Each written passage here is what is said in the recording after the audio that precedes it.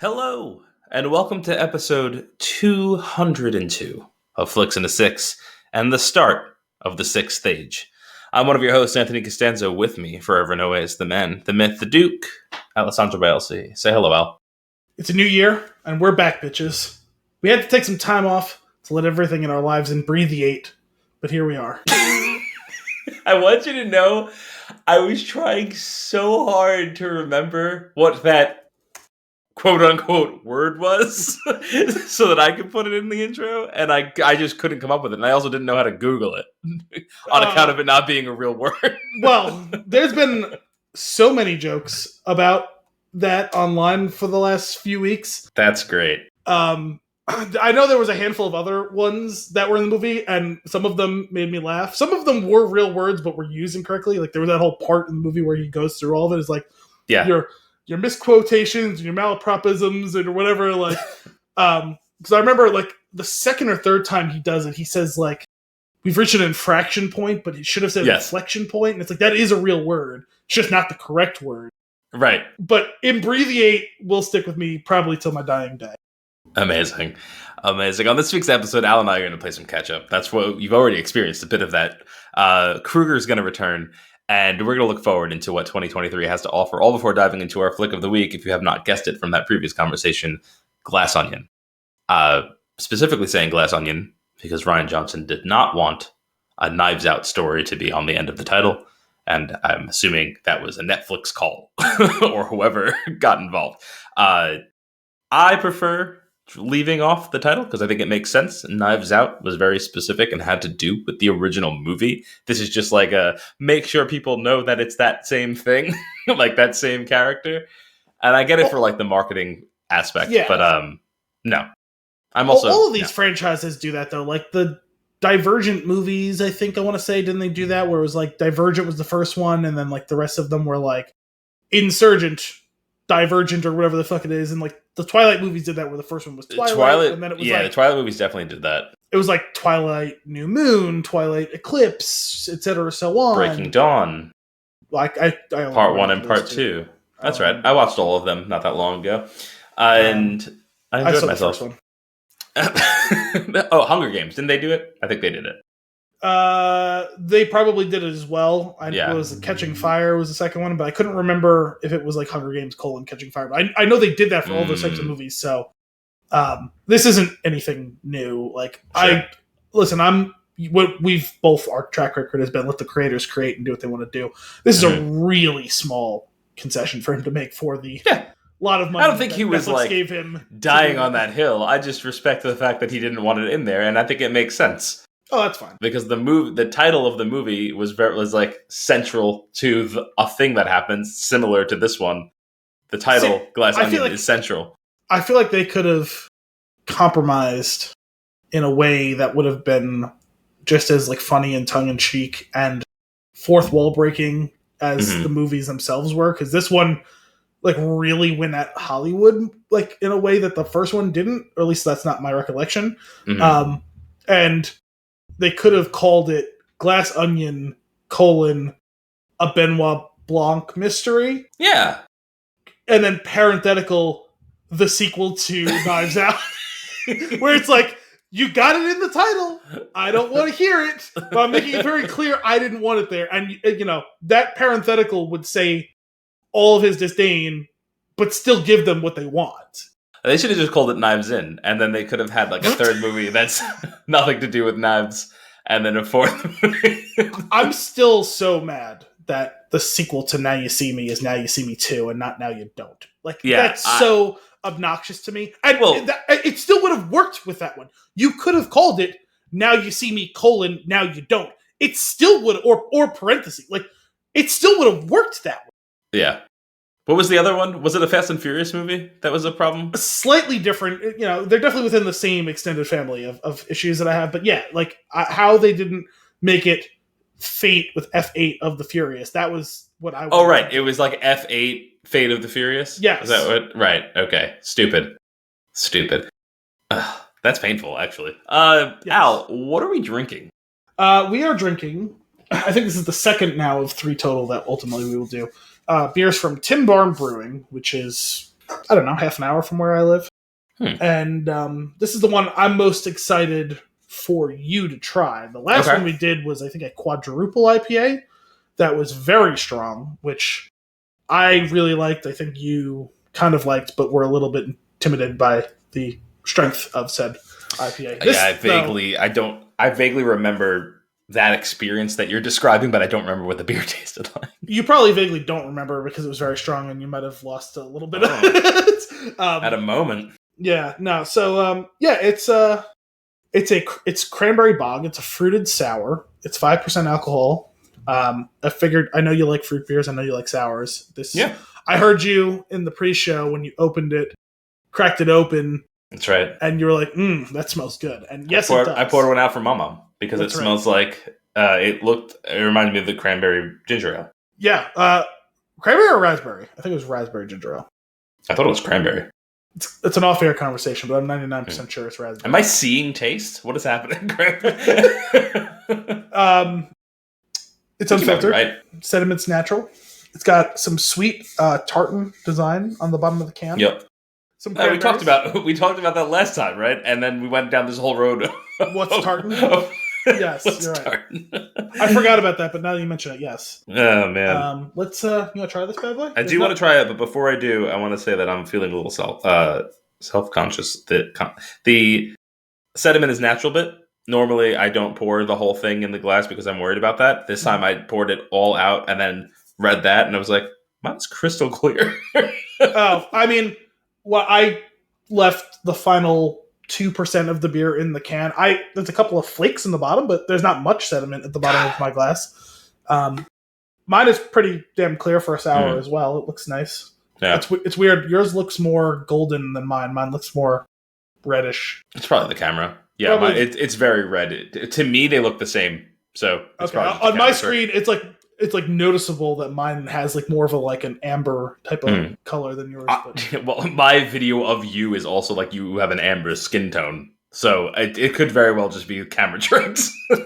I mean, I am generally pretty tan. I also have this disgusting spotlight over me that makes me look. The other day, I was on a Zoom call with work, and my buddy joins the call, and I was like, I look terrible, but I didn't know he was in the room when I said it. You look like you're in a James Cameron interrogation room, because we can talk about that another time. Did you see the second Avatar yet? No. Okay, we'll talk about that more in the catch-up, but okay. There is a brief interrogation scene that was a loving homage to the True Lies scene, and just think about those interrogation rooms, how stark the lighting is, and that's what you've got going on right now. Okay, yeah, I mean, you even see it in my background, like the beam of light coming down like a triangle. It's bad. I gotta change it up because I'm in here all the time. Anyway, cheers. That's like a gong. Gosh, this smells so good. Oh, it's just as good as I remember. All right. I'm going to throw this out there. There aren't enough thuckles. Wow! See, this is a quad thuckle beer. Oh, yeah. I knew you were going to love it. Oh, my goodness. This was, I think... Yeah, this was my favorite one. This is the brewery me and my brother and my sister went to for my birthday.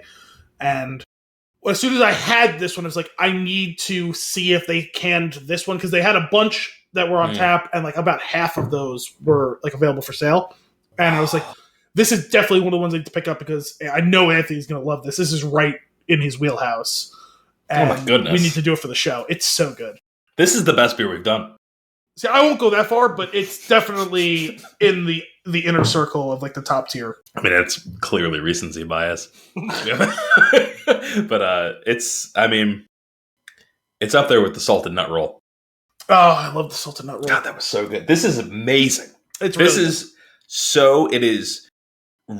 very sweet, but not offensively so. Yes. It's why? Because it's naturally sweet. It's not. Yeah. It doesn't taste sickly sweet like it's fake. It's this has actual fruit and malt in it. It's sweet, but it tastes like cranberry. Like it tastes like it almost tastes like the cranberry sauce that you have at Thanksgiving. That's right, and I think that kind of similar to sometimes there's pineapple in that, and I feel like you get that extra sweetness from that, and then but what I like about the sour is that the sour in there is also very subtle because the tart is taking over it like way more. Mm-hmm. So like the sweet tart sour layer cake that's happening is amazing. That triumvirate is in perfect balance. Oh my goodness. They did it. They did beer. You guys got it. Tin Barn Brewing. You did it. You're Congratulations. Congratulations. You did it. It tastes like a crappy cup of coffee. No. It's the world's best cup of coffee. World's best coffee. You did it. Man, I love this. Can I get more of this in my life? Is this something they make regularly, or is it just like, I think it's one of their regular ones. I've only been there once. I stocked up while I was there because, like I said, it's about half an hour. But if you ever want to take a day trip up here, we could go out and pick some. I've never seen it in the store, but I don't see why it couldn't be, considering they sell it in cans out of the tap house. Like, give me all the Cranberry Bog you have. Wait. Man. Oh, we could pick it up in the Changli EV mini truck. Whatever. I just have this vision that thing is like the equivalent of the moped that he trades the van in for in Dumb and Dumber. Like just this really tiny.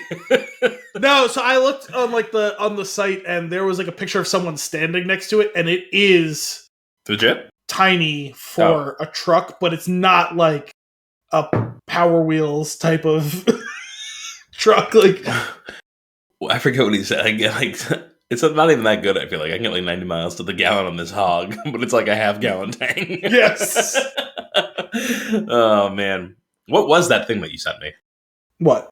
That electric little van thing. It was a picture, so I didn't even like look it up.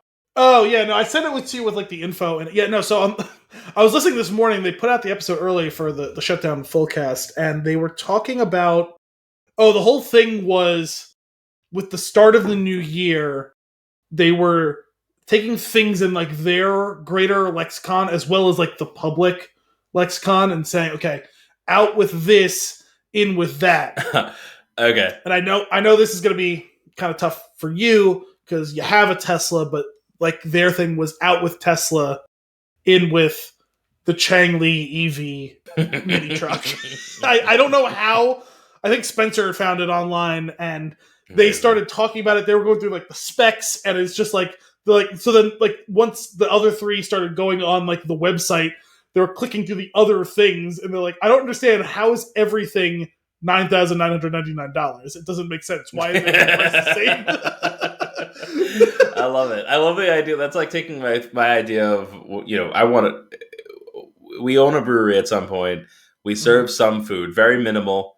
That food is on the menu. There are no substitutions. That's been my dream ever since working at the pizzeria for however many years that was, majority of my life. I was like, man, it's similar to Clerks. This job would be great if it wasn't for customers. Like it is mostly. It's just like the substitutions and the whining and like I want this, I want that. I want to just rule that out. I'm not looking for success. I just want to have fun making the food, and it looks this way. I have thoughts. Yeah. That's definitely an exclusive thing, right? No substitutions. Yeah. It's a little bit elitist. Now, elitist has a negative connotation. I think it's earned that connotation, but it's not to say that there's never been a positive incidence of that. And if you do it in the right way, in this instance, if you have enough options, there's something for everyone. So even if this thing doesn't come out exactly the way one person wants, there's something else on the menu, hopefully. I want to push back slightly on you with the idea of the no customers and they're being annoying. We would not have the name of our website without the customers of your restaurant. So that might be worth it alone. That's fair. That's fair. I don't even think that we need a lot of options though for the menu, because ultimately we're not a food place. Yeah. You know what I'm saying? Like if the only thing on the menu was a plain bar pie, done. Can I have toppings on that? No. We don't have those. Well, so that's different though. So if your thing is, if you would like food, we have pizza. Mm-hmm.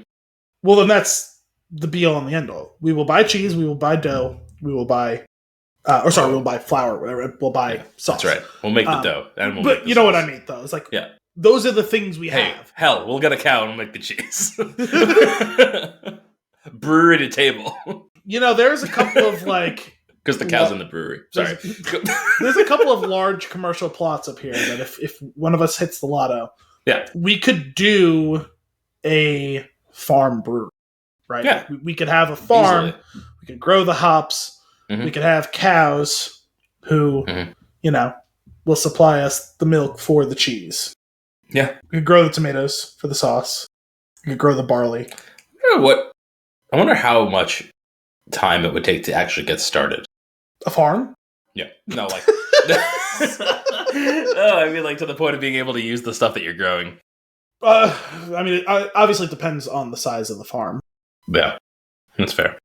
I don't even know where we are anymore. I guess we'll get into the show, but before we do, just a reminder, you can always reach us at flixandasix@thespintune.com. Don't worry, if you spell it wrong on the left side of the @ symbol, I'm still going to get it. It's a catch-all email address. Don't even worry about it. Just get thespintune.com right on the right side of the @ sign. Speaking of which, we got to figure out how I can sign into that email, because I haven't checked in 2 years. Oh, I got you. I can get you in there. So anyway, reach us. Give us suggestions for the movies that you want to see, the news and nuggets you want covered. If we're feeling squirrely, you might make it on the show. We'll see what happens. Or Twitter. We're at the Spin Tune on Twitter. I don't know. That may not be there for that long. Every day I kind of go to check to see if it's still available. But as long as it is. Sure, that's fair. You can also hit us at the Spin Tune. But oh yeah, sorry. Three thuckles for me. I love Tres thuckles. I love this beer. Not 4. Fuck it. You convinced me. I'll go with 4. Why not? Okay. I was like, I try to have integrity and consistency in my rankings. I love the beer. It's not the greatest beer I've ever had. It's a really good beer. I love it. Right, but if it were you're like, don't be like that professor though. That won't give an A. No, I try to. It's an unscientific method, but I try to match the inherent quality that I am evaluating with my personal enjoyment of it, and fuse those together. And I feel like my enjoyment is a 10 out of 10. The inherent quality, probably more like a 7. That's fair. I was like, 3 thuckles, maybe, because you yell at me when I try and give you half thuckles. Yeah. So, but fuck it. It's a new year. Well, that's why you're the brain and I'm the heart. We're just doing I'm like, right in this moment, this is the best beer I've ever had today. I try not to be prisoner of the moment. I often fail, but I try. I prefer it, though. I prefer to be here now. Let's get into, I don't know, what would we do consumption? I don't remember the order we do things in. So, historically, what we've done is news and nuggets as a section, and then we do consumption as a section, and then we do the movie as a section. But I think we discussed pre-show, since you texted me 2 nights ago, minutes before I was going to bed, hey, glass onion, ? And I said yes, and I've been super busy at work the last couple of days that I was like, I'm not really going to do the news and nuggets thing totally fair. On its own. So we're just going to do a big catch-up, because most of it's probably going to be consumption. Yeah. This is going to be a little bit more free-form and organic than we normally do it, and then we'll do the movie later. So whatever. What do you want to talk about? Here's what I want to do. I want to keep the bookmarks the way that we normally have them. Okay, so that's going to mean that this section is going to be news and nuggets, but it's going to be one long section. Yes. And then we're going to bounce around, and then we're going to actually legit go into consumption afterwards, because I've watched and consumed some stuff. So have I. So okay. So how about this? Yeah. Oh God, you're about to change it, aren't you? You're going to flip-flop the bookmarks. No, we haven't seen each other since Elio's birthday in August. Goodness gracious. And no. Yes. Wasn't there an Oktoberfest? You didn't come. Right. What happened to me that time? You had COVID. Perfect. How about this? So that's right. I bought pretzels and somebody picked them up. Yes. So you and me recorded 2 episodes since the last time we saw each other. One, which was the Thor episode in September, and one that we recorded also in September that eventually became the celebration of 200 with Brian. Yes. Those are the only 2 things we recorded. We recorded them, I think, in back-to-back weeks in September. That's right. We were released one in September. We were on a hell of a roll. We recorded we released one in September. We released one in, I think, November? Sure. We had a bunch of close calls to doing it. So let's talk about what's just happened in the last several months, because you and me have played Halo a couple of times and talked there. We obviously text, but we haven't really talked on much. the reg. So tell me a thing that's happened in the last 4 months. In the last 4 months. It's the news of the Flix and a Six family. Like, tell me some news. Like, what happened? The news. Something you know what's crazy? Well, aside from... Okay, so as you mentioned, I got that lovely COVID. Which... I also had a totally separate bout of COVID a month later. So we were going to do an episode and also have an Oktoberfest that wiped out Anthony's COVID. And then we had another episode that we were going to do that we had to wave off because I had COVID. Right. So that sucked. I was so mad. COVID? My COVID actually wasn't that bad. The worst part about it was really just kind of staying away from my son. Like, did not like that at all. So no, that's tough. And he didn't get it, obviously. So that was a bummer. However, and it really wasn't. It was really only one bad day for me, and then I was recovering pretty quickly. And it was mostly just like the isolation aspect of it. That was a bummer. However, the other week, like a week and a half before Christmas, Elio woke up in the middle of the night. Well, middle of the night. It was like 9. We heard a noise, or I heard a noise that was like a whack. It's like, that was a weird noise. I checked the monitor because it wasn't enough sound that it kicked the screen on the monitor, but I heard it like naturally through the door. And I'm like, oh, he's sitting up. Why is he sitting up? He should be sleeping. And then I noticed, him and I noticed this giant dark spot on the, I'm like, oh, that sound was throw up, wasn't it? And he was so out of it that he was basically asleep sitting there. Like sitting up? Yeah. And it was just all of the food that he'd eaten the entire day. Oh. Like, and you could, you like, there's the lunch, there's the snack, there's the dinner. It's like he threw it up and turned. Yeah, basically, that's what it seemed like. Terrible. Anyway, he had a stomach bug. This is like one of those like geological record. Like they have the thing in the Grand Canyon where it's like this layer of stone was these 1,000 years, and this layer of stone was this million years. Vomit geo. But they're minerals. They're minerals, Marie.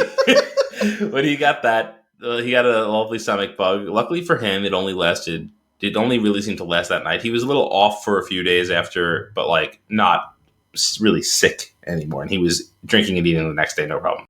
The next morning, Kim got sick. Nice. And I was like, great. Now, I was holding him very close after he got sick because obviously he's a little sick guy. He got to comfort the little bugger, right? Mm. I was like, oh, it's very odd that Kim is already throwing up. I feel fine. Famous last words. I'm 2 hours behind Kim. And it lasts for 2 full days. Nice. And it's horrible. And it's like, I think it was 6 times. I think I vomited 6 times. At no point was there food involved in the vomit. Like that kind of gross. I'm going to leave the vomit talk at that. And it was terrible. So that would absolutely have taken COVID again over that shit. That was terrible. Yeah, I knock on wood. I have never had any sort of like stomach virus thing like that. Yeah. Because that sounds dreadful. God, it's horrible. But that luckily though, I will say, for the past like however many years, I always get some sort of sick around the holidays, whether it's like a little sniffle or like sore throat or actually multiple times a stiff neck, like specifically like on Christmas Day where like I can't turn my head, like real bad. And it's, it's a bummer. It takes away from the enjoyment of the actual holiday. This was like the first holiday in a long time where I wasn't sick or like I felt completely fine for the holidays. And I was like, this is wonderful.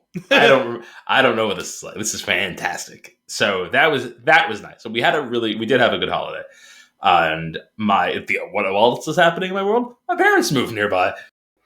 Yeah, that's right. They live ties with that island. 10, 15 minutes from here or something like that? 7. Oh, okay. Yeah, real close. It's nice. It's nice to have them nearby. It's nice to not have to drive to Staten Island to see them. Now, are they like done? They're fully moved in and all? They are fully moved in. Okay. Which is very nice. So I know that got delayed. Yeah, it was chaos. What's happening with me? I'm not sure if we talked about this on the show, but like we were like pretty much moving Yeah, we didn't. Yeah. I wasn't going to bring it up because I didn't know if it was like still like a sore subject. Oh, or no, whatever, it's fine. Ultimately, when it fell through, I was like, you know what? This is for the best. I don't want to have to deal with any of this stuff around the holidays. Yeah. So that was good. But we that had that an was offering on the house. That was definitely what made up what was the backbone of this hiatus for us, because that was a whole big thing. What happened was we were like, okay, let's try, and we recorded the 200th episode celebration. It was like, we'll bank this and we'll put it out like during the couple of weeks. Anthony was basically like, oh, I'm gonna need like these 2 weeks to like to get our house like situated to sell as well as get everything done. I was like, all right, perfect. We'll just keep recording episodes. When that break comes up, just release it at your own discretion, and then like that'll be it. And then you got COVID, and then you were house shopping, and then the house fell through. Oh my gosh. And then I went on a trip, and then I got COVID separate from the trip. And then it was December, and we were like, okay, so we have these holiday movies we're going to do. And then like a couple days later, you were like, so you want to do this at New Year's? Like, I was like, I mean, I was ready to go. I was itching to get back on the horse, but I was like, you know what? Like, if it's going to cause stress, let's just wait. And so that's how we got back. It was definitely a much needed break with all of the stuff that we were doing and dealing with. I don't like to, like, we joke on the show all the time about how we're half-assing it, but it's really not. We're half-assing the prep for it, but we're all in once we hit the record button. Listen, I install my full ass in this chair when we do the show. You get real cozy.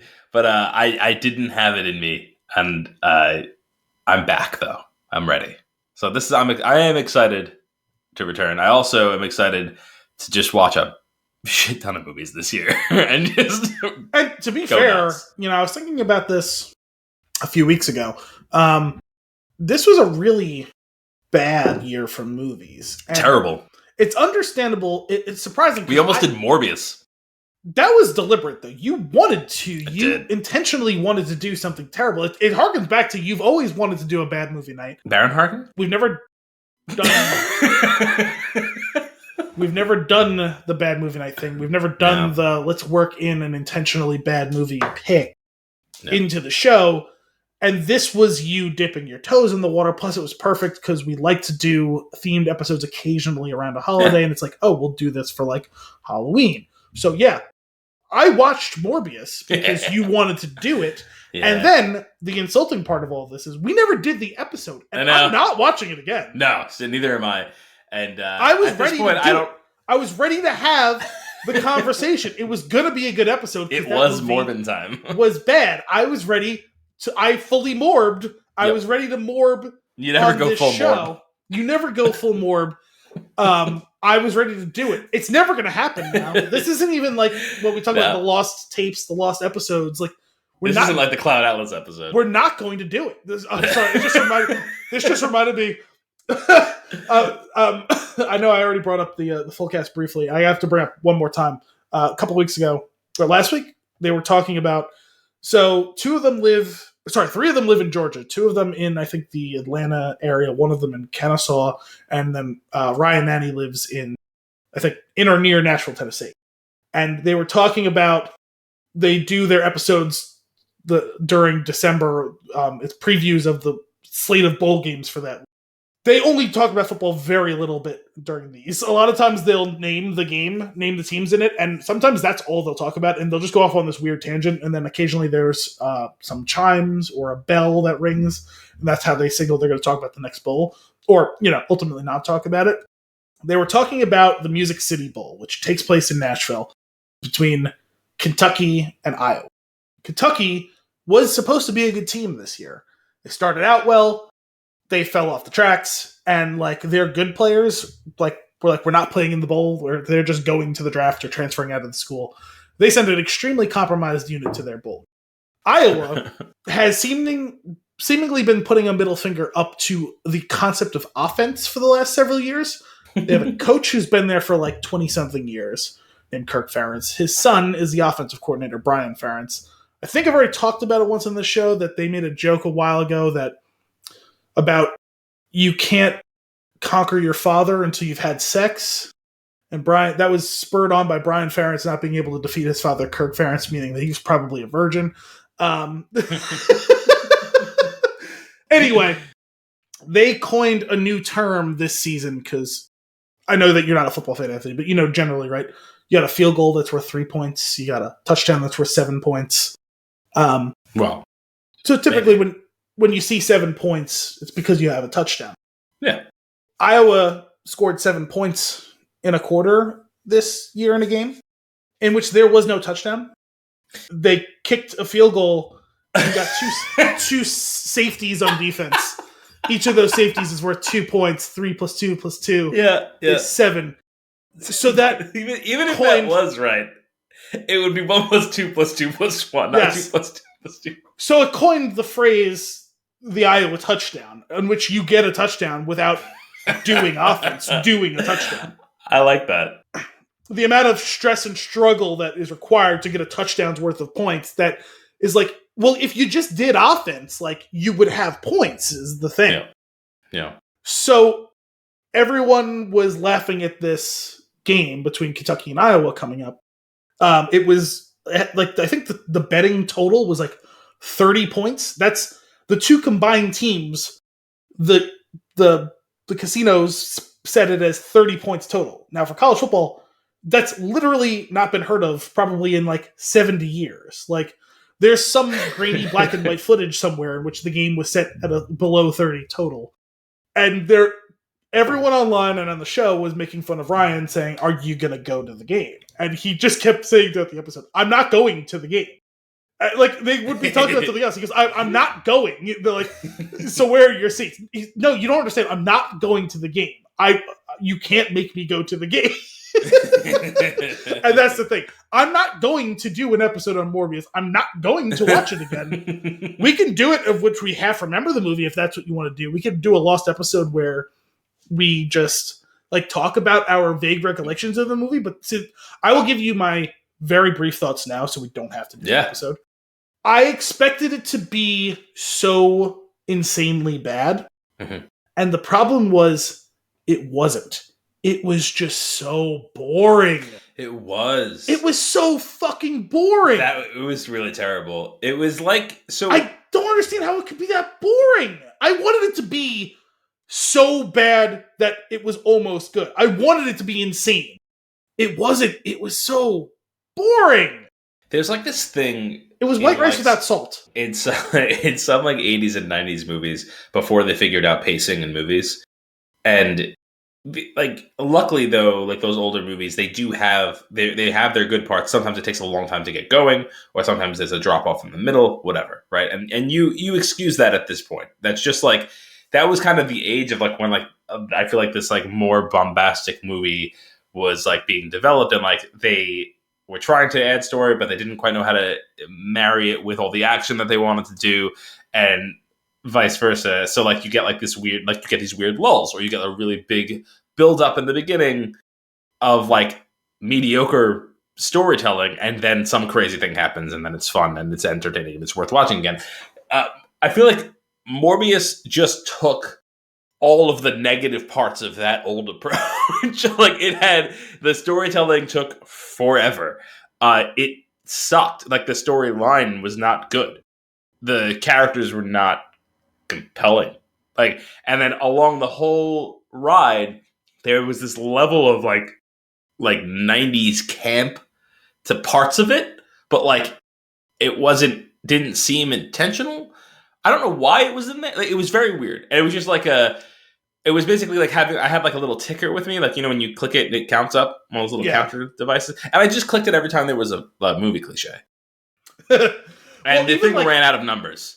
I think you're right about the camp. It's not even that it's unintentional. It's like they could have had something even there, but they didn't always put it in the right spot.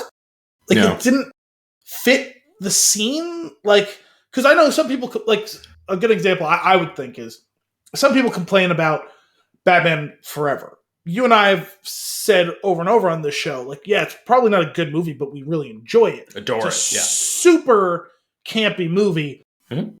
But it feels intentional, whereas it felt unintentional in Morbius. Right. And like, again, like this is a comic book movie.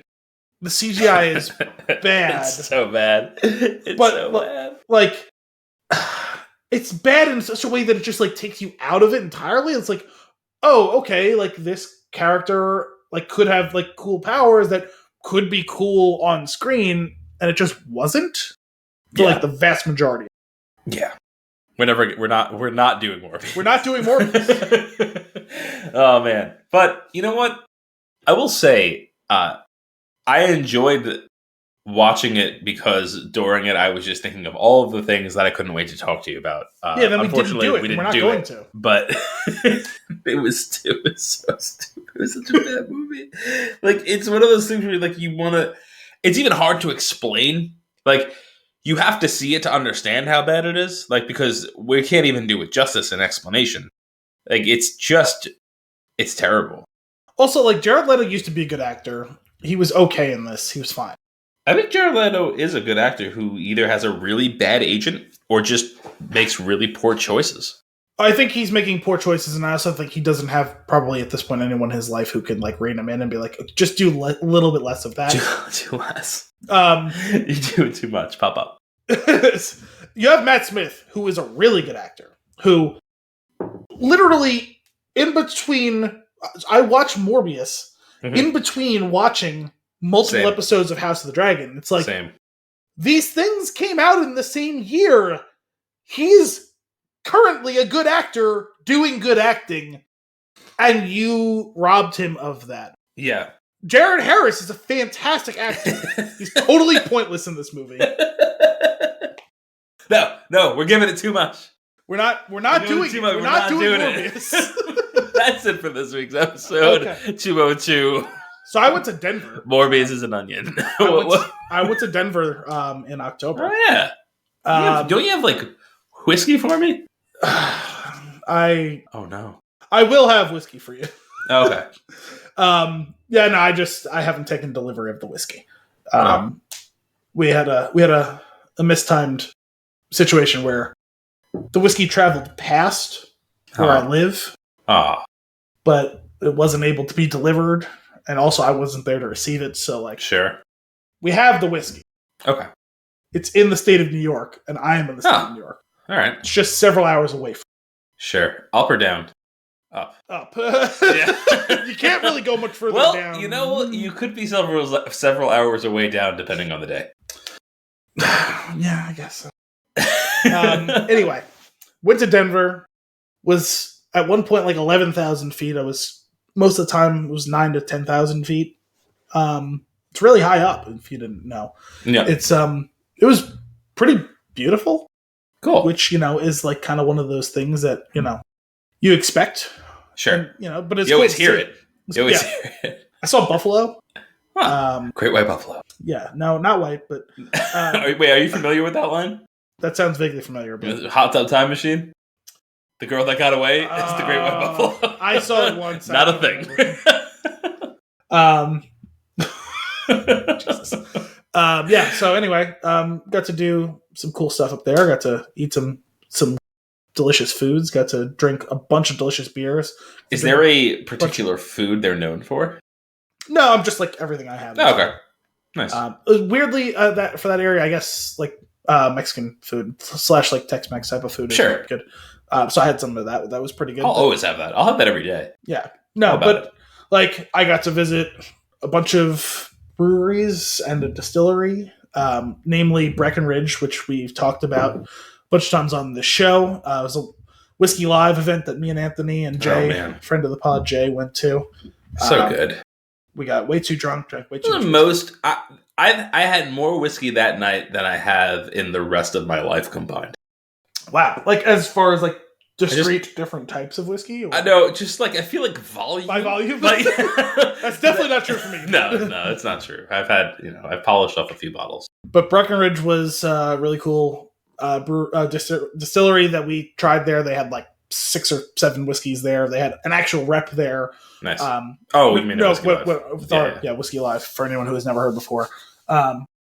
So that's our hidden gem. You Yeah. keep that to yourself. Me and Anthony and Jay loved our time talking to I forgot her name, but she was cool and the whiskey was delicious. And so I went up to visit my friends in actually I forget the name of the town they live in, but they're like, oh, these are a couple of the towns that are in the area. Like they weren't super far from Vale. So it's obviously big like skiing and all that. Sure. Like, oh, these are some of the towns in the area. Like, there's good just like breweries in that one. Like, there's like a cool like a downtown Main Street type of place in that one. Like, blah blah blah. They're like, we got Breckenridge is a little farther away. I said, okay, so one of the days we're going to Breckenridge because A, the brewery is great and all, but B, I have a pilgrimage to complete. One I didn't know I was going to have an opportunity pilgrimage to do. I didn't tell Anthony and Jay that I was going. I got to the building, took a picture from outside and said pilgrimage completed, sent it to them. I bought entirely too much whiskey. Much like we're not doing Morbius, I'm not going to tell you how much money I spent. Many bottles came home with me is all I'll say. Amazing. I tried every... Well, did they come home with you, though? It sounded like they came home with you. They came home adjacent to me. Okay. You're running some sort of bootleg operation?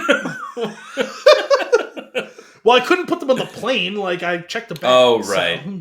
Right. But I wasn't paying to like ship them or like whatever. So sure. Someone eventually had to drive back east, so they drove back with that person. Gotcha. Anyway, cool. Yeah, I got to try every single whiskey. It was like a free. I think I paid $10. I forget what it was. To try all their whiskeys. It was nice. Whiskeys at that altitude. Do you have a number? Dangerous amount of whiskeys. And I had such a good time chatting with the rep that I got the friends and family discount. So amazing. Yeah, no. That's great.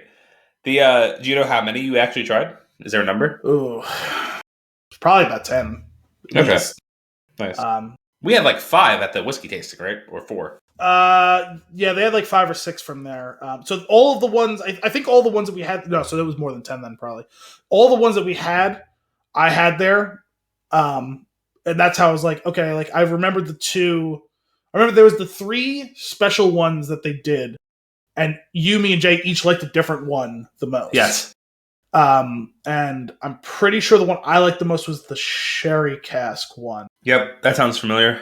And then the ones that you and Jay liked, one of them was in a port cask, and one of them was in another one. I don't remember what it was now. Okay. I don't remember which one I liked. Yeah, I couldn't remember which one. I remembered the 2 that you guys liked. I just didn't remember which of you liked the one better than the other. Sure. But in addition to like those ones, because there was like a high rye one or something like that. There was like the regular one. There was like a higher strength one. Is your eye okay? There's something in it, so I'm just going to keep trying to get it out while you talk. Then they had like a whole bunch of new ones that they didn't have whenever we went like 5 years ago. Yeah. So they had like... So at some point in that time, they became the official whiskey of the Denver Broncos. Oh, okay. And so they had like 3 or 4 different whiskeys that were like Broncos sponsored, that like different former Broncos players would like come and like make their own whiskey, which is to say like choose like the blending of a couple of different whiskeys to like. So I think I bought a couple of those. I tried all of them, and they had a couple of other like the ones on like the special menu that like you were supposed to pay more for, which I also didn't pay more for that. Nice. It was just, there was one bottle that I was like, this is so fucking good. I saw the price tag and I was like, don't care. We're in for a penny. We're in for a pound. Oh, wow. It was, that was really, really cool. Getting to drive around and see some of the cool stuff. Spent a little time in Denver itself. Went to see the Jets-Broncos game while we were there. So the whole reason I went on that trip when I went was my cousin Mike, and his brother Dennis, and my Uncle Rocky, their dad, were planning to go because my uncle and my cousin Dennis are Jets fans. Mike is a Broncos fan. He's like, well, they're going to play. None of them had ever been to Denver. So it's like, my friends just moved there. I might go that weekend too. Maybe we'll meet up at the game. Well, not only did we meet up at the game, but by pure happenstance, the time we spent in Denver, we were in the same hotel. That's awesome. So we met up for brunch. We went to the game together. Came back from the game together, had dinner, they left like stupid early the next morning. I left at a more normal time that morning. So that was cool. Not stupid early. Actually, funny enough, I was in a new liquor store that opened up nearby, and they had some of the Breckenridge whiskey. There's the good liquor store near me has had like the main one for a long time. They also at one point had, I think it was the Caribbean cask. It's like in like Caribbean rum cask. Yeah. I just saw the other day when I was there a different one. It's another one that wasn't there for the tasting, because the Caribbean cask I don't think was one when we were there for the tasting either. I don't remember which one it was, but it's one of the ones that I had. I think I bought one of those bottles. So, but yeah, no, it's a real cool place. They were really, really cool there. And I love their whiskey. So, So Denver, would you go again? I'll say it this way. Probably not in the sense that like, I just want to try and visit somewhere else. But like, as far as like a recommendation, I really thought it was cool. It was a cool city. It was a little bit odd in the sense of the layout of the city. I was surprised. Like, everything was pretty nice. Like, I went to eat in a few different places, and everything I had was really good. But I had trouble identifying like a downtown area in the sense of like, we went to the game Sunday. Obviously, I flew there early Thursday, so I had most of Thursday, all of Friday, all of Saturday. Sunday was obviously mostly chewed up by the game. Left Monday. So Thursday, like I said, I got there like on the earlier side. So like I had brunch, and then we went back up, and then we came back Saturday because it was supposed to snow overnight up in the mountains. We didn't want to get trapped coming in for the game Sunday, so we decided to come in for the hotel Saturday night. So I got into Denver proper at like 8:00 Saturday night, and got checked in the hotel. I was trying to figure out food. We found a place like 5 blocks from the hotel that looked decent, like Mexican food. Yeah. Went over there. There was like no one out drinking. It was across the street from like a pretty solid, like looking like sports bar type of place. There was basically no one in there. It was like 9:00 at that point. And like driving around, I never like noticed an area where it's like, oh, down there, like that's where everything. That's where everything is. Yeah. So but also, I mean, I didn't evaluate every square inch of the city, but like, it just seemed a little odd. I don't know. Well, what's funny to me is that sounds extremely appealing. No, it wasn't a problem. I just found it curious. Like, I'm not really at that point in my life where like I want to go out like bar hopping in a city per se. I'm all about the 8th Street Tavern. Sure, which was kind of sort of ultimately what that place was like, because I went there for dinner the next night after the game with like my uncle and cousins. So like that was cool. But, you found your spot. Yeah. And like they had like so many beers there, so like that was good. And everything I drank was delicious there, whether it be beer or whiskey. Because like when we were in Breckenridge before we went to the distillery, we went to Breckenridge Brewery, had a bunch of beers there. There's another place right around the corner, had a couple of beers there. Everything was fantastic. So no, I had a great time. Was there a particular brewery highlight that was like the best you had while you were there? There was one that was actually kind of sort of similar to this one. Not quite as sweet, a little more sour, but there was, I think it was a cranberry or raspberry or something like that sour that was really good that I had. Not Breckenridge, it was the other one. I don't remember what that place was called now. It was like a little kind of brew pub place. Nice. But I had a great time. I would definitely recommend. But no, like it spurred me to think like, oh, this might be something that would be cool to do once a year. Like go for a long weekend, try and catch a game, see a different city or whatever around the country. Just because, like, I've been to a good handful of places around the country, but it's a big country. There's a lot of places I haven't been. So that's a place to go. I probably wouldn't go back, but just because I would want to go somewhere I haven't gone yet. Right. If you're saying yes to something, you're saying no to something else, right? Yes. Very cool. That's awesome. I would like to check it out at some point. Maybe that'll be how you get back there. So we've done a lot of consuming over our hiatus. The Flix of the Six is known for some pretty spectacular hiati. I mean, I think everyone is willing to give us grace, or at least I hope so, for like the birth of your child. Sure. Like that was like one that we planned. Yep. We informed everyone was going to happen. Yeah. It happened. And then we came back and everything was business as usual, more or less. Yeah. I feel like many times around the holidays, we've ended up... There's generally a falling holiday. It's like a winter break. But, like, it tends to not really be like the holidays. It's usually like... It starts, like, right before Christmas. Yep. And then goes till, like, the end of January. Yeah. So this will be the first time that we wiped out December. We're taking off the year. And we're back for the first week of January. So we are... As of the time of this recording, it remains to be seen when it actually goes out. But as of the time of this recording, we are primed for 52 episodes this year. It'll be the first year. It'll be the first year. The sixth stage is going to be a golden one. Well, right before we got started actually recording, Anthony was like, how long have we been doing this for? And I was like, I'm pretty sure it's been 6 years. I'm pretty sure we started in February of 2017. Amazing. I said, don't look into the fact that we only have 4 years worth of episodes for the 6 years of recording.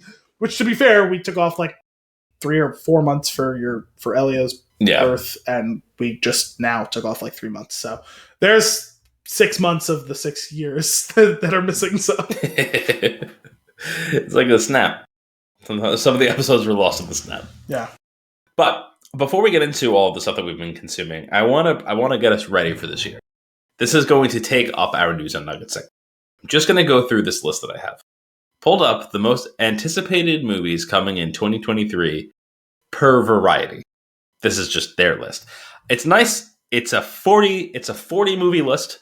There's a little bit of a synopsis under each one. I'm not going to read all of them unless you're interested in any along the way. We can stop. But what we're going to do is, as we go through, we're going to put the next movie above or below the previous one. Like, we're going to pick whichever one we're most anticipating as we go through the list and keep replacing it. Okay, that makes more sense. Because at first I was like, fuck, I'm going to keep all of this in line. No, not all of it. Just like, do I like this more or less than the one that I currently have as my number one? Okay? So, this is your news and nuggets segment.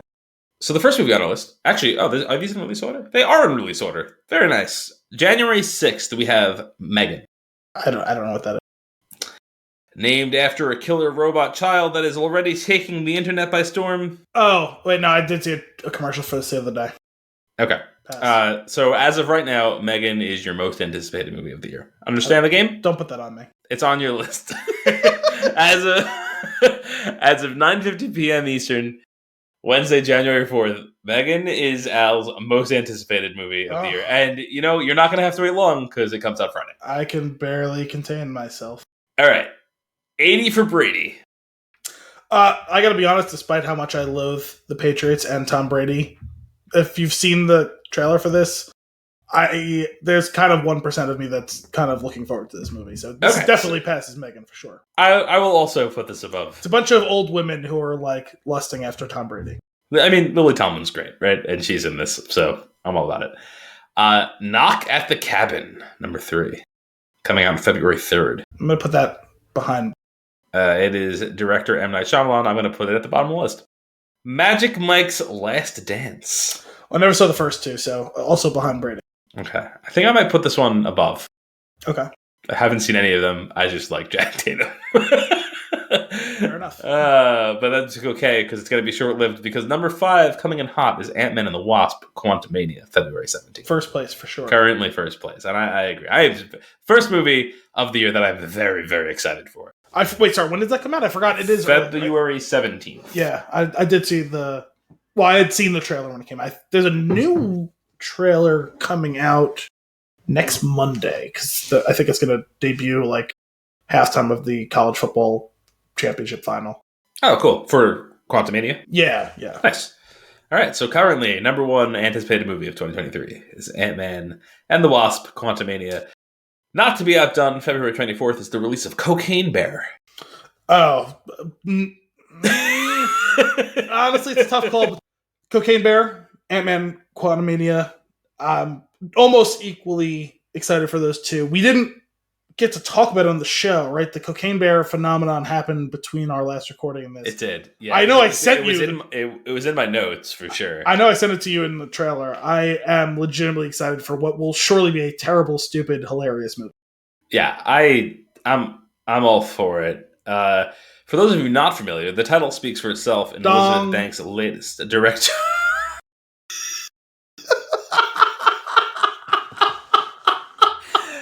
Sorry, that was the hourly dong. That was amazing. Well done. All right. Listen, man, we came back fresh and ready to go with a new year. I have to keep it fresh for you. Elizabeth Banks' latest directorial effort, which is a dark and comedic spin on a true story about a black bear that ate a duffel bag of cocaine in the 1980s. Wonderful premise. I need no more information. So the real story is crazy. The movie will not be reflective of what happened in real life. You could make a legitimately good movie about what happened in real life, and you could also make this. Okay. I think either way is valid. March 3rd, we have Creed 3. I don't remember. Did you see the second one? No. Did we do the second one? We didn't do either, because I haven't seen either. Oh, okay. Still. I would like to get around to them. I just haven't. Oh, good movies. I will absolutely watch that. But still, Quantumania is still on the top of the list. Scream 6, March 10th. I thought the last one was 6. It was definitely the 6th one. Wait. I'm so confused. Paramount Pictures Scream 6 sees franchise veteran Courtney Cox rejoin. Scream 5-star Jenna... Oh, that was 5. Jenna Ortega.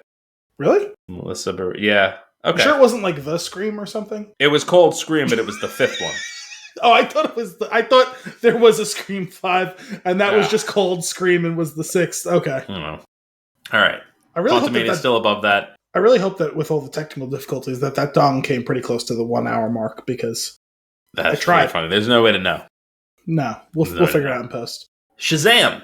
Fury of the Gods. Just why is I mean, nothing against Zachary Levi. How do you say his name? Levi? I think it's Levi, but I'm not 100% sure.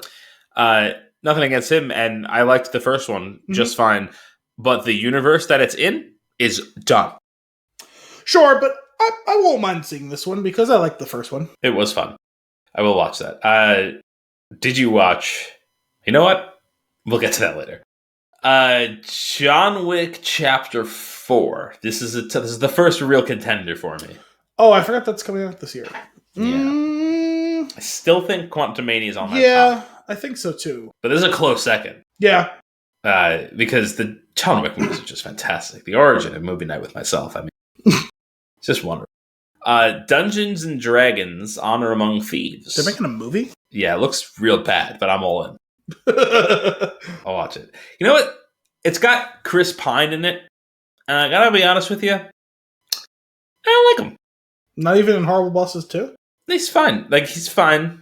He's just kind of blah to me. He's got like a what's his face? A Kevin Costner or a Dennis Quaid. I kind of want to go to sleep watching you. It's just too much. It just bores me. His face bores me. Now, did you pick Kevin Costner and Dennis Quaid because in the same year one was in Tombstone, the other one was in Wyatt Earp, or? It's a very they're the actor equivalent. Oh no, not Kevin Costner! Damn it, Kurt Russell. Shit. they're the actor equivalent of Dante's Inferno. Nope, Dante's Peak. Volcano. I didn't. Oh man, can we make a crossover movie called Dante's Inferno, please? Wait, there is a Dante's Inferno. It was Dante's Inferno. No, sorry, Dante. Apostrophe S Inferno from the 1300s or whatever. No, I know. I'm saying I would like a crossover movie event. That is, it brings back Tommy Lee Jones, it brings back Pierce Brosnan, and they fight a volcano. I'd watch it. It'd be better than Morbius. But also, fine, but they have to speak in Latin. Sure. How do you Chevalier? Chevalier? Chevalier. Chevalier. Sure. French Caribbean violinist. Sorry. Oh man. French Canadian what? Violinist. Violinist. I'm putting the pronunciation on all the wrong parts, but you put your emphasis on the wrong syllables? That's right. Syllables. Still Quantumania. Super Mario Brothers movie. I want to see that, but still don't. Very much want to see it. Although I am pretty excited for Halloween. Dominic and his girlfriend were Mario and Luigi, and I believe Dominic is planning to wear his Mario costume to the. Wonderful. Wonderful. I very much want to dress my son up as Toad because he makes noises that sound like Toad. Renfield. Nicolas Cage transforms into Dracula for this horror comedy. Renfield. Oh, I forgot that was something he was doing. I'd watch that. Yeah, okay. I guess so. Another real contender, Guardians of the Galaxy Volume 3. Ooh. I'm going to say probably passes Ant-Man. Passes Ant-Man. I would say, without having seen any details about either movie, I would say yes, because I love the Guardians of the Galaxy. But that Ant-Man trailer has really got me excited. The Guardians trailer is good, too. It is. But yeah, I do think they really crushed the Ant-Man trailer. Yeah, I'm gonna keep. All right, is it surpassing for you? Yeah, no, I'm gonna go Guardians. You're Guardians. I'm gonna stick with Ant-Man for now. Book Club 2, the next chapter. Oh my goodness. Book Club Best Friend. I guess it's just a sequel to a movie that I've never seen. Fast. Oh boy. 10.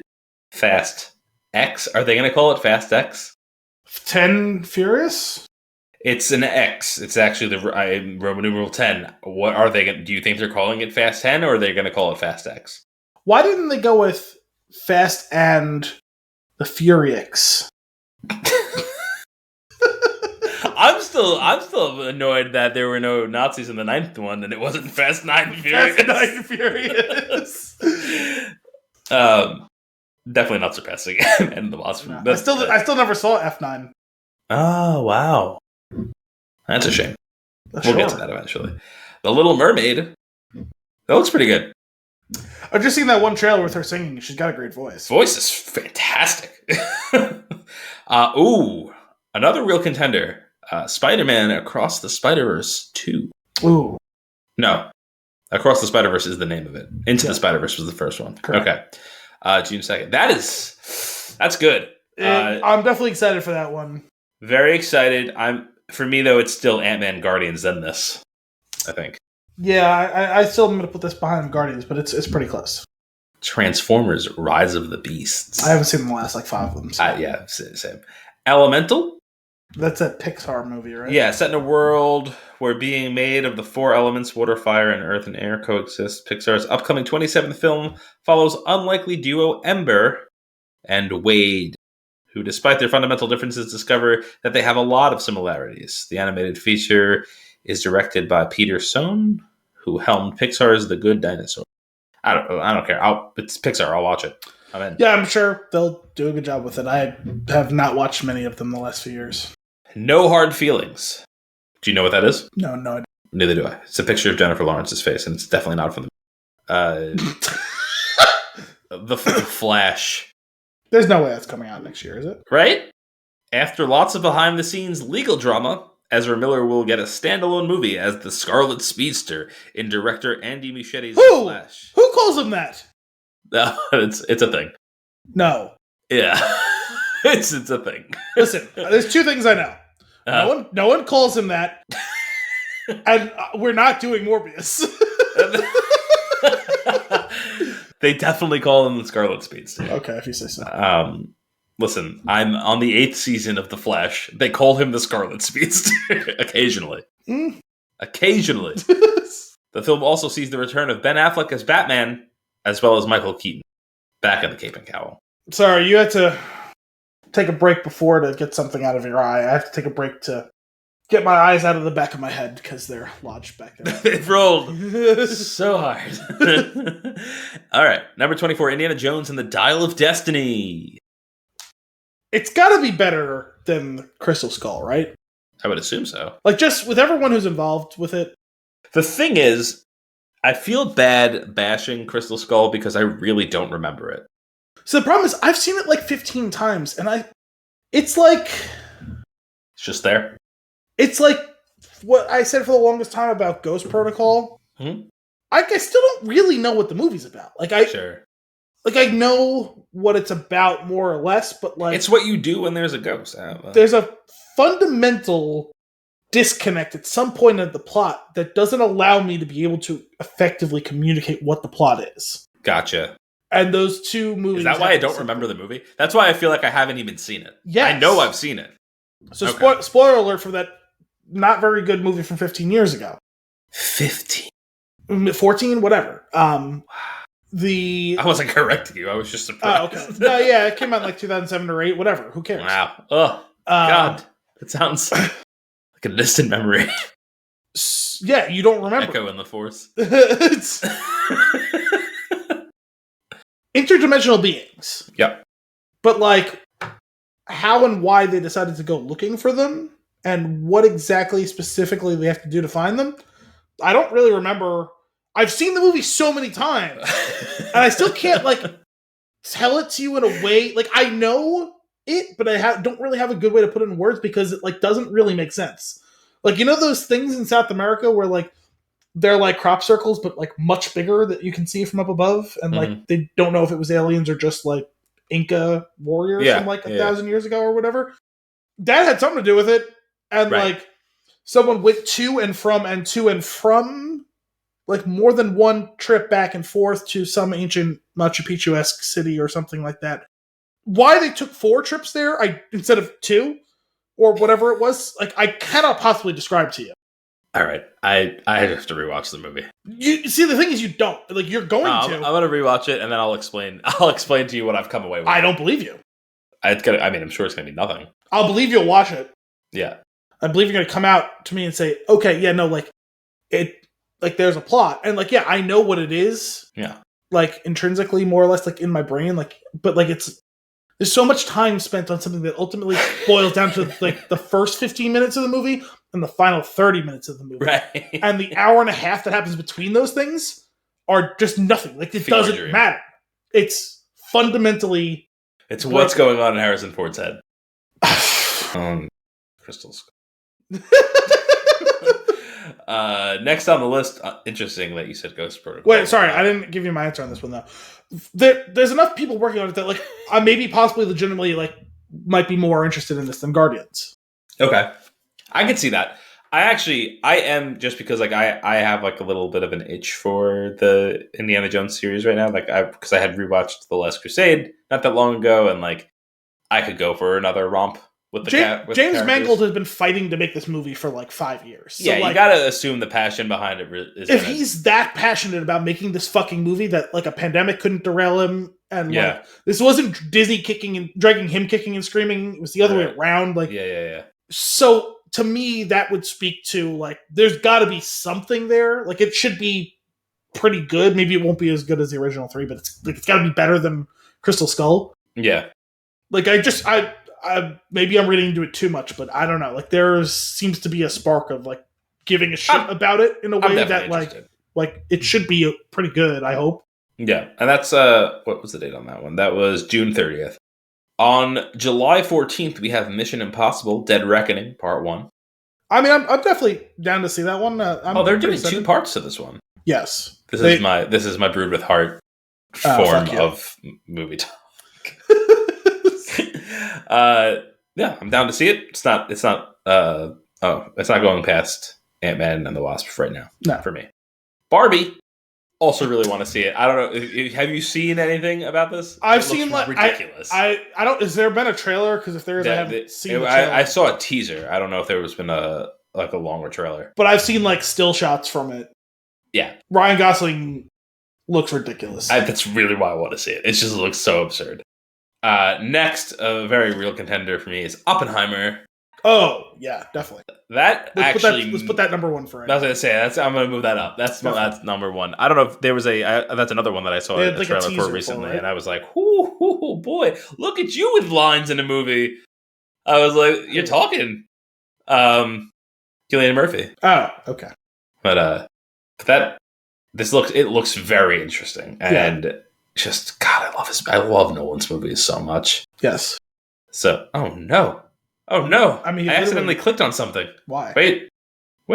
There we're back. I mean, he literally doesn't miss. So no, he doesn't. His miss is an 8 out of 10. Like I feel like that's okay. Insomnia, I didn't really care for. I never saw that one, honestly. It's not great. But was that one like the full blown Nolan experience? It's an older one. No, I know, but like he wrote and directed all the other ones. Did he write and direct that one? Oh, I don't know. No, I don't think he wrote it because I think it's a story that he liked. That's what I'm saying. I don't think that was. Oh, but like screen. I know some people like this one though, right? Because I know people have raved about Pacino and Robin Williams in this. The performances are really good. It was actually the story that I was just like, it was. I feel like it was very like. I feel like it was trying to be more mysterious than it was. Oh, this was a remake of, I think, what must have been a foreign. That's what it is. Yes, it's a remake. Sorry, you were right. It was a foreign movie because I'm looking down at the writing credits and it's maybe that's why. There's 2 Eastern European names that I can't pronounce. Coming in at number 28, we have The Marvels, July 28th. That's exciting. Yeah, I still. Oh, that's the sequel to Captain Marvel? That's right. Right? Yeah. The sequel to Marvel's 2019 origin story for Captain.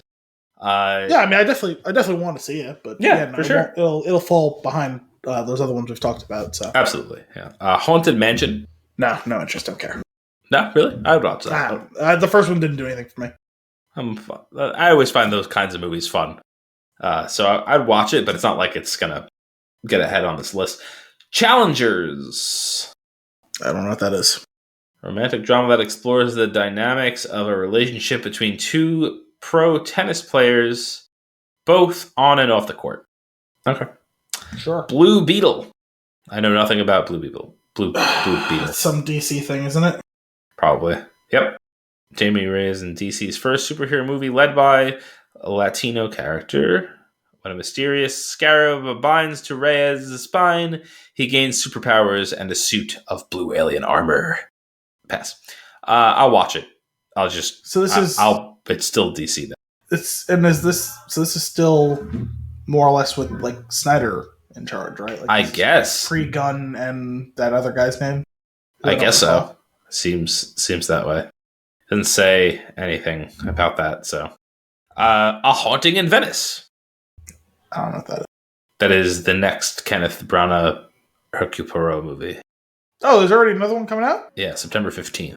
Okay. I mean, yeah, I'll definitely watch it. Yeah. I love that. I don't know if you've seen or aware of the phenomenon. I don't remember if I mentioned it in the past, but like we both really liked Murder on the Orient Express, right? And yep. I think we both liked Death on the Nile well enough. Yeah. There is this weird cult like joke around and enough champagne to fill the Nile. Like there's just been a running joke about that online since that movie came out. They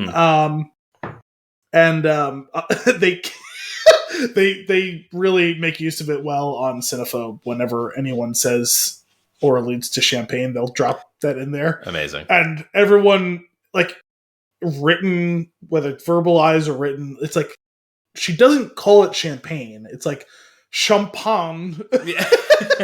And so hearing everyone's take on that is hysterical to me. Honestly, it never gets old. Nice. But always down. Always down for that. All right. Next, do we get a cast for that yet? No, I feel like I gotta look up that cast. Let's see. Kenneth Branagh's third movie in the Hercule Poirot Whodunit films. The supernatural thriller follows a new mystery inspired by Agatha Christie's Halloween. There's an apostrophe between the two E's. I feel like it was a big deal when they cast the first two movies. I didn't even know they were making this one. Ensemble includes Tina Fey, Jamie Dornan, Michelle Yeoh, Kyle Allen, Camille Cotton, Jude Hill, Ali Khan, Emma Laird, Kelly Riley, and Ricardo Scaramarico. Scamarcio? Scamarrico. This... Don't even tell me that's how you say it. Scamarcio? If then it must be spelled wrong. Scamarcio. Yeah, mine says ICO. That's why I thought you were English languaging me. No. Where we just do whatever the hell we want. Unless I just right now developed dyslexia. Next Goal Wins. Taika Waititi sports comedy drama stars Michael Fassbender as an unorthodox soccer coach, Thomas Rongen, based on director Mike Brett and Steve Jamison's 2014 documentary of the same name. If Taika Waititi's involved, yeah, sure, I guess. I'm in. Whatever. Kraven the Hunter. They're doing a movie about that? Oh my god, this is another Sony thing. Oh, this does sound familiar. Who's playing Kraven? I forget. Aaron Taylor Johnson. How many times can you be in these universes? I feel like they're doing a thing. Right. I feel like they're doing a thing at this point. Are they going to revive the Netflix Marvel thing just to get him a show? That's another new thing. Oh my god, who knows? Probably. That I have no interest. I'll watch it when it's available at some point on something that streams. The Exorcist. What? Okay. Prepare for more spine-tingling and faith-shaking horror as a new Exorcist movie haunts theaters in October. Pass. Reprises her role from the 1973 original. Huh. It's like a legit sequel. Oh, it's one of those. Is the first one called Exorcist or The Exorcist? I think The Exorcist. Okay, so this is just what? To join cast as does fictional demon from previous Exorcist movies. Whatever. It's called The Exorcist again. So whatever. I hate that whole. They should have just called it The Exorcist again. They should have. Dune Part 2. See, this is how you do movie titles. This is the second one. That's all I need to know. This one is going to be a titanic fight between Oppenheimer and this. Yeah. I'm really excited for Oppenheimer, but this one might take it. Okay. Are you gonna put it down? Yeah, let's do it. Okay, so Dune Part 2 for you, Oppenheimer for me. The Hunger Games, The Ballad of Songbirds and Snakes. What? I did hear something about that some time ago. I forgot about it. All right. Wish. New animated film focuses on the power of wishes. Oh, is this about the star? I think this is about the Disney star. Oh yeah, If You Wish Upon a Star. Yeah. Wonka. Again? Timothy Chalamet stars as the eccentric... I did know that. Chocolatier. It's chocolate. You're not freaking French. Oh, gosh. And Aquaman and the Lost Kingdom. I mean, I'll see it because the first one was so batshit crazy, fun. but like... Yeah. But, again, what are they doing, though, with this universe? I think at this point they're just putting out stuff to make. It's just like, we made the movies, like, we can only shelve so many of these projects before, like, the government comes and hauls us all out and throws us in prison. So, like, we'll shelve a couple of them for tax write-off, but we'll put out some of the other ones. Fair. Yeah, I don't know. I know we were talking about it before. Actually, I don't remember how that conversation resolved. I don't know if that was one of the technical issues we had, or if I'm just misremembering that. But I thought 2020 was going to really be the worst of it for movies. Yep.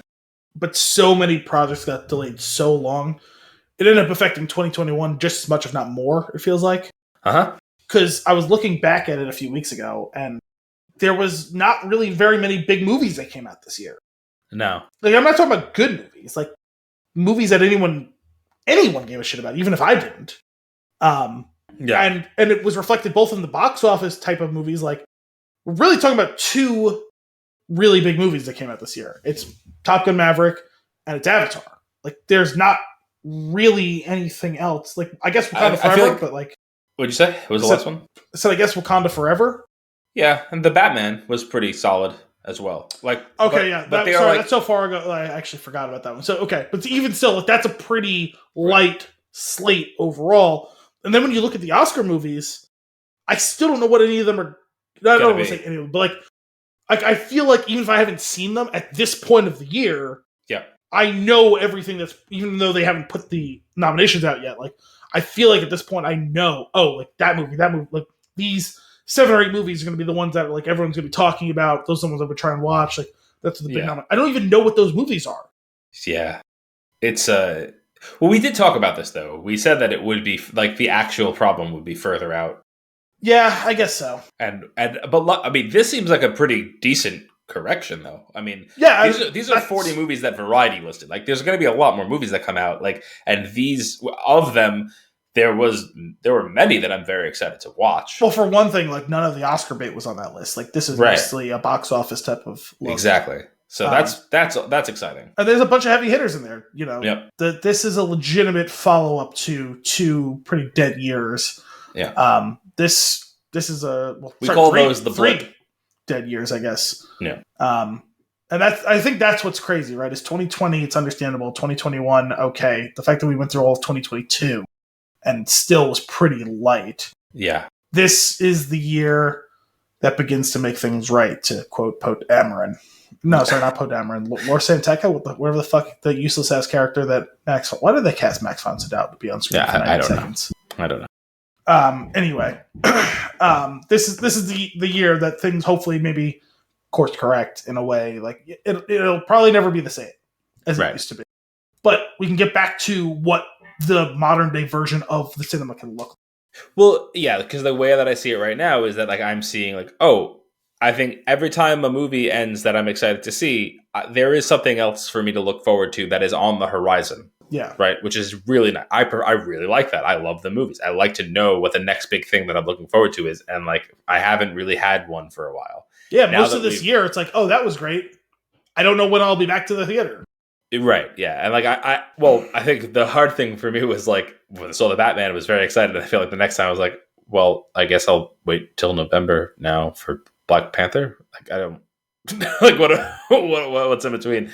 So, which was, I mean, great, but it's still not having anything in between there to really be excited about was kind of a bummer. Well, it was Top Gun Maverick, and I wasn't. No, I didn't get to see it though. I wasn't excited to go. Oh, sorry, it, like, Love and Thunder. I take that back. I enjoyed going to see that, but it was not as good as what was the preview? Ragnarok. Yeah. Had I guess Multiverse of Madness came out too, and I actually liked that. Oh yeah, forgot about that. I might have liked that the most. There's been some movies, but I think I liked that the most of the 3 Marvel movies that came out, and like, yeah, I forgot about it until just now. Yeah, but that's the thing. Like, it was the top tier of like a set of movies that really weren't that golden to begin with. So it's like, but I don't know. So the other thing was like, I wasn't like stoked to go see Top Gun, and then like everyone talked about it so much, and I hadn't been to the movies, and I was like, all right, I guess I'll go see it, and then I ended up really enjoying it, and it was one of those movies that really lives up to the like, you have to see it in the theater type. And for that matter, Avatar is that way too.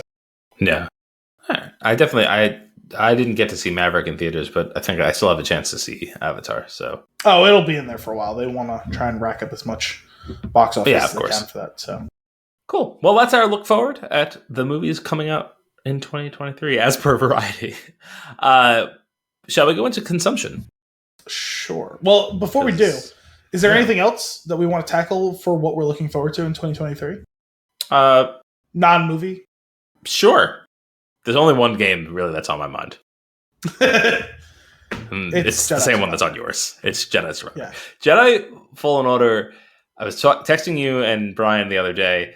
I've been playing through it again, as have you, and I'm like, is this my favorite game? Like, it's so good. It is good. It's fun to play. Like, it's very satisfying to solve a puzzle or to defeat a foe or like even progress the story, because the story is also so good.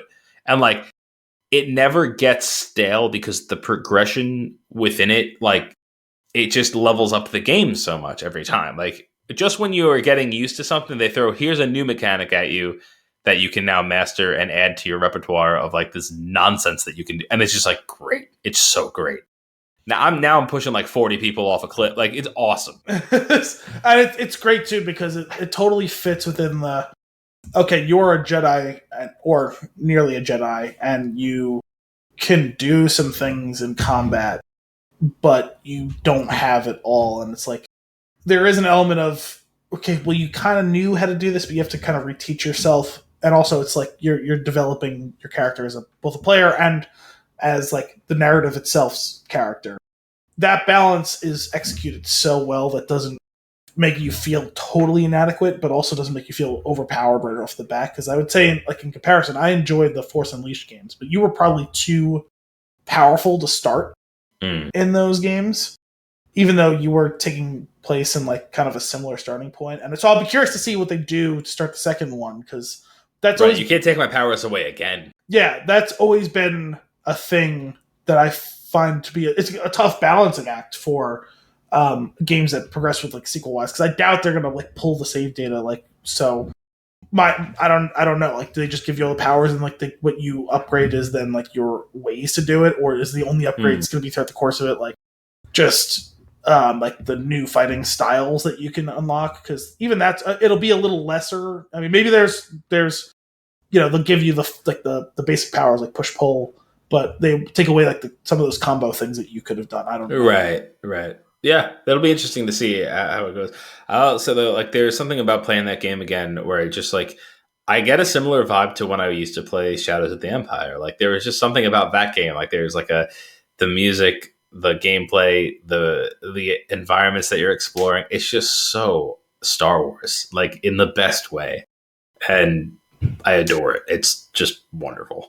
I think it does a really great job of giving you some of the nitty gritty, hardcore nerdy Star Wars shit. Yeah. But also just letting it breathe and being a story of its own self as well. Yeah. Because like I know a lot of people have been raving about Andor because it took a step back from the nitty gritty Star Wars shit and it was just a story and made it more accessible to other people or people who were tired of some of the over the top Jedi stuff. And it's like I thought this found like such a perfect balance of those things where like whatever level you want to access it on, I think it's viable. Whether you are the hardest core of Star Wars fan or just a very casual.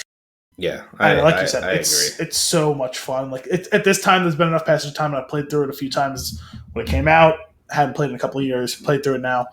It's not totally flawless in the game mechanics stuff. There's a couple of things that are not quite as smooth as I realized. Where it's like once I kicked off the rust and was like back into the flow of things, it's like okay, like these two worms shouldn't be like kicking my ass because I mistimed one swing. Right. Like, I mistimed one swing. Surely I would have recovered. And, like, not gotten my ass kicked slightly. It's, like, not like I died. It's just like, okay, like, enough. Like, I'm going to slice you in half in a second. Like, just stop. Just give it up. So, like, like that balancing, I'm sure they'll massage that slightly. But the game sings when you run into a corridor and there's, like, 8 stormtroopers. And it's like, you have to have a certain level of skill to get through it, and yet you totally have it at your disposal. And there's more than one way, whether you emphasize the force powers, emphasize the lightsaber play, whether you emphasize an aggressive style or a more patient style, whether it's more blocking or more attacking. Like there's so many different ways to tackle like all these different things, and there's enough things around a particular corner that'll keep you guessing. Yeah. Like when you think you have an idea of, okay, we're fighting these 2 different Inquisitors at different times, this stands up with or exceeds any of the old school lightsaber battle games, right? Yeah. And then also you might fight this creature that's like a sub-boss or a boss, and that's fun as you learn how to take that fight on. Where's its timing? What are the windows? And then you fight the Gorgara, and it's like, what? It just reset everything about it. That's what excites me, right? Because I remember the first time fighting that thing being like, I feel like, okay, I understand what this game has to offer me. And then that happens, and you're like, what in the world is going on right now? That's what I'm saying. It's like, oh, okay, like I'm fighting a boss creature, like I'm fighting the Ogdo Bacto, or I'm fighting Alpha Nidak, and it's just a souped up version of those other things I fought. So like I can use the albino Jotaz. I know how to fight the base creature. This is a more souped up, stronger version, or faster version, smarter version, whatever. So I might have to tweak but I know how to do this. It'll be a tougher fight, but it's not like a different fight. And then you fight the Gorgara. The fuck. Yeah. That was the albino Jorak. Is that what it's called? Jotaz. That's on Dathomir, right? The top of that, or is that the spider? No. The albino Jotaz is one that's like next to the Venator wreck on Zepho. Oh, right. What's the or whatever it was? Maybe it was the Alpha one. I forget. The Alpha Nidak was on Dathomir around the corner. From the Tomb of Mictril. I just got to that thing. Well, my last sit down, I was going to get the stim can that I remember was up there somewhere, and I was like, I jumped over there and I untouched wrecked it, and I was like. Yeah, I'm a Jedi. It's very satisfying. Oh man, that game is so fun, and just like the way that like all the things that they do, because they also know how to tell a story and they also know how to execute the transitioning. Like that first time you get captured by the first time you're playing the game and you get captured by the Haxian Brood, it's like it's so like it almost feels like you stumbled upon a secret, like you broke the game. Another thing where it's like you feel like you have a sense for the flow of the game. It's like, okay, I arrived at a planet, I'm doing a thing. Yeah. Here's a tomb. I learned a power. I'm fighting someone who showed up out of nowhere, and I fought a Jotaz here the last time I was like here, and now there's this guy or this robot or these two guys, depending on which like random role you got. Yeah. Okay, well, I'll probably figure out how to kill him, and I've been subdued with electricity. Yeah. Kidnapped, and I'm in prison. I don't have a what? It's like where like they just had enough of those throughout the game sprinkled through to keep you guessing. Oh, like I figured out how to get to this tomb on Dathomir. I'm going to open the tomb. My lightsaber's broken. I have to leave the planet. Zombies are chasing me. I have to fix my life. Yeah. Crazy. Oh, here's a new planet. All right. Great. Like I thought I was close to the end of the game, but awesome. Cool. Yeah. Oh man, it's so good. I will say I've pushed 90% of the bounty hunters off a cliff at this point. Like I think when there's a cliff available, it's a good way to go. Yeah, I feel like I've only actually had to defeat one of them in hand-to-hand combat. It's just because I couldn't get him close enough. There's the one in Kashyyyk where you're in like the elevator shaft, like you come with the elevator. I guess whatever way it was, they were standing on the elevator lift. So I saw them before I went over there, and I knew they were going to be there. So I jumped, and I already had like the excessive push thing because I had leveled that up. Push. And I just went. It was like, get them, and then I just went, poof, and they both flew off and died, and that was it. And my experience just went. It was like. It's very satisfying. Wonderful. It's what I do when I like run into like a purge trooper who I'm not in the mood to fight. I'm just like, oh, just go away. Well, that's how I would do it, and it takes 2 good force pushes usually to get them off a cliff because they have the good stopping power with their sticking whatever weapon they have into the floor. But now I just do the whole left bumper X thing where I just split my lightsaber in 2 and just wreck them. Also a great way to go about it. It's awesome. So good. I love getting critical hits in that game, and that goes into the animations. Yes. Oh, it's so satisfying. Everything that you do where like you timed it perfectly is like so rewarding, and it makes it so frustrating when you don't do it, and then feels so rewarding when you do. Yeah, I love it.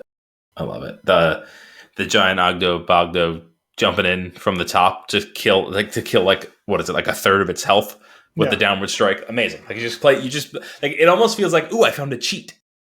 Like it's great.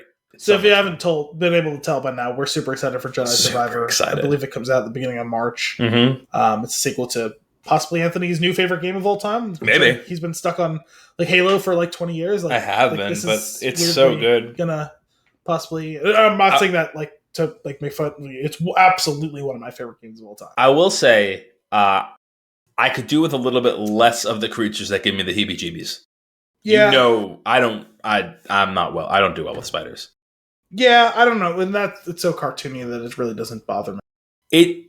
The thing is, that game can make me so stressed when I'm playing it. Sure, but I view that more as like a frustration aspect, not like a fear aspect. Oh no, but I realize that I'm missing things because I'm like kind of like tensing up because it's a spider. Like I hate them. I hate them so much. But anyway, very much looking forward to Jedi Survivor and seeing where that story goes. Also, the relationship between BD1 and Kyle is just like awesome. Yeah, he's the best droid. I love him. He might be. He does his little wiggles. He's like a cat. He's fantastic. Well, because he like does like leap like off your shoulder and on. Yeah, Their relationship definitely gets me to tear up like 2 or 3 times throughout the course of the game. It's when Cal almost drowned and is freezing to death, and like BD like reveals to him, "I literally give him my life, and you've given me my life back." Yeah. That I just got through that part. So, oof. Oh man, fighting everybody on the way out of that ice cave is wonderful. It's joy, wrecking everything. Literally joyous. It's great. Feels super powerful. What else? Are you looking forward to anything else? TV shows, movies? I mean, books or anything like that? Yeah, I don't know if there's any other media other than what we just talked about that like it's like front and center on my mind that I'm like super like. I assume there'll be a Severance season 2 this year.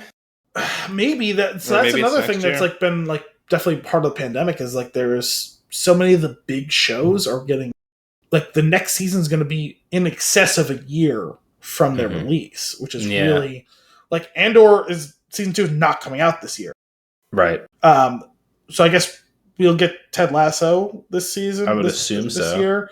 We're gonna get The Mandalorian coming up sometime soonish. That I'm definitely excited for. I'm sure you are as well. Of course. No, at the moment, the only other big thing that I can think of that I'm excited to looking forward is my best friend Alex from high school had his second kid a few months ago, and they asked me his godfather, and his baptism come up in a few weeks. So nice, big life event thing. So that's awesome. It's cool. It's a new thing for me. So very cool. Yeah, love that. I can confirm that as of a few weeks ago, they were shooting Severance. Oh, I mean, I know they've been actively working on it. Kim happened to be at Bellworks while they were shooting. Oh, cool. But so I guess that probably means it's next year. Yeah, I don't know. I mean, like that wasn't. I don't know what the turnaround time is. Definitely wasn't the most CGI intensive show. So like, turnaround could be sooner than others. Yeah, but I guess also like what necessary they might also just be like shooting like for like B-roll almost, because I don't like there's not a lot of it is actually taking place in the proper portion of the building. Okay, it's like definitely on a set somewhere. Like the big shots from the outside or like the inside of the vast building when they're on the main level, not when they're down. Oh, okay. Is that place. So that's pretty cool. But yeah, I don't there's nothing else on my list. Gonna try to make a few trips this year, I think. Try to get out a little more. I tend to not take enough like actual like vacation. So I'm gonna try to rectify that. It's a tough balancing act. Yeah. So yeah. All right. Now it's time for consumption. Yes. And boy, have we been consuming. What are you trying to say? I know I gained a few pounds. How dare you? No. So I want to start off with something. The holiday season just passed, and there was this some New Jersey cable thing that Kim found online where it was like enter to win, like, or to get selected. If you are selected and you have to watch 25 Christmas movies in December and they gave you access to all of the streaming services. And if you did it and wrote a little something, you would get like $2,500. And I was like, wow. This sounds amazing. So they're like, you're supposed to watch these 25 movies, however you want to fit them in December, but they weren't going to announce the person that gets picked until December 9th. So we got started. Mm-hmm. And I'm fairly certain we surpassed the 25 movies. Wow. We didn't get picked, but we watched a lot of Christmas movies. Like there were nights where like I watched like 3 Christmas movies. Like I consumed a lot of Christmas trash this year. Like Netflix has become like a hotbed for like Hallmark style Christmas movies. Wasn't there that whole thing they made a couple of movies? It was like the Christmas Prince or some shit? Yeah, and there's like 100 of them. Wow. Yeah, no, there's like, I don't know, there's probably like 4 or something ridiculous. I just remember when like that movie was coming out, like there was a whole like thing on the internet like making fun of it. Yeah, but dude, like you start counting, and I'm going to try to rattle off the ones I remember seeing, some of which I don't have titles for. I'll just have to briefly describe.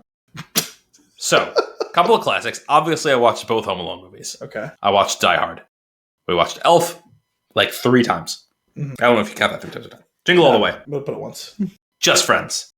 Naturally. My favorite Christmas movie of all time. We watched that new Lindsay Lohan one. I think it's like Falling for Christmas or something. I watched the Freddie Prinze Jr. one. I didn't know that was a thing. He's looking mighty old. But I watched A Castle for Christmas. Sure. Which had Carrie Elwes in it.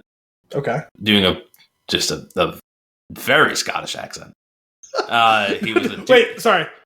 Not a very good or a very bad Scottish. A very Scottish accent.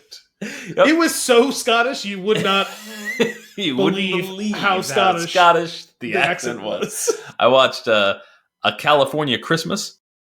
That's 10. I watched a second California Oh, Christmas. come on. I don't remember what it was actually titled, but it was the sequel. There was one, A Little Something from Tiffany's. It's actually pretty good. That was on Amazon. New Amazon movie? Yep, that. I enjoyed that. How many are we up to? That's 12. Wow. Spirited. I saw that. Right? That was fun. That was fun. So, I mean, we're cruising.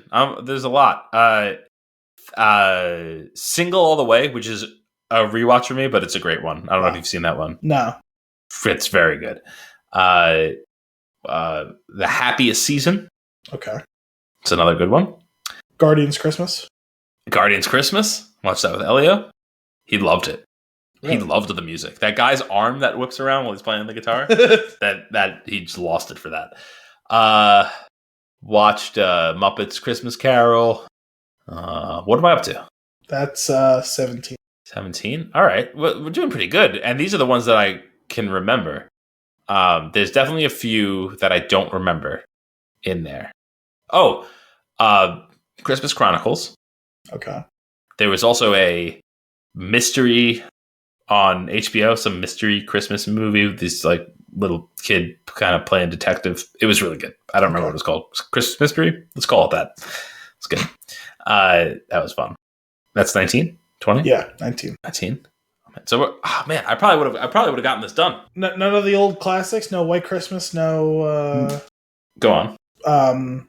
Wonderful Life. None of those. No, I actually skipped those this year because I had watched them the last two, so I'm giving them a little breather. Christmas Vacation. I don't really care for that. Yeah. None of the old Rankin and Bass ones, like Rudolph and all that. No, I think I watched the Peanuts one, the Peanuts Christmas. Okay, it's 20. It's 20.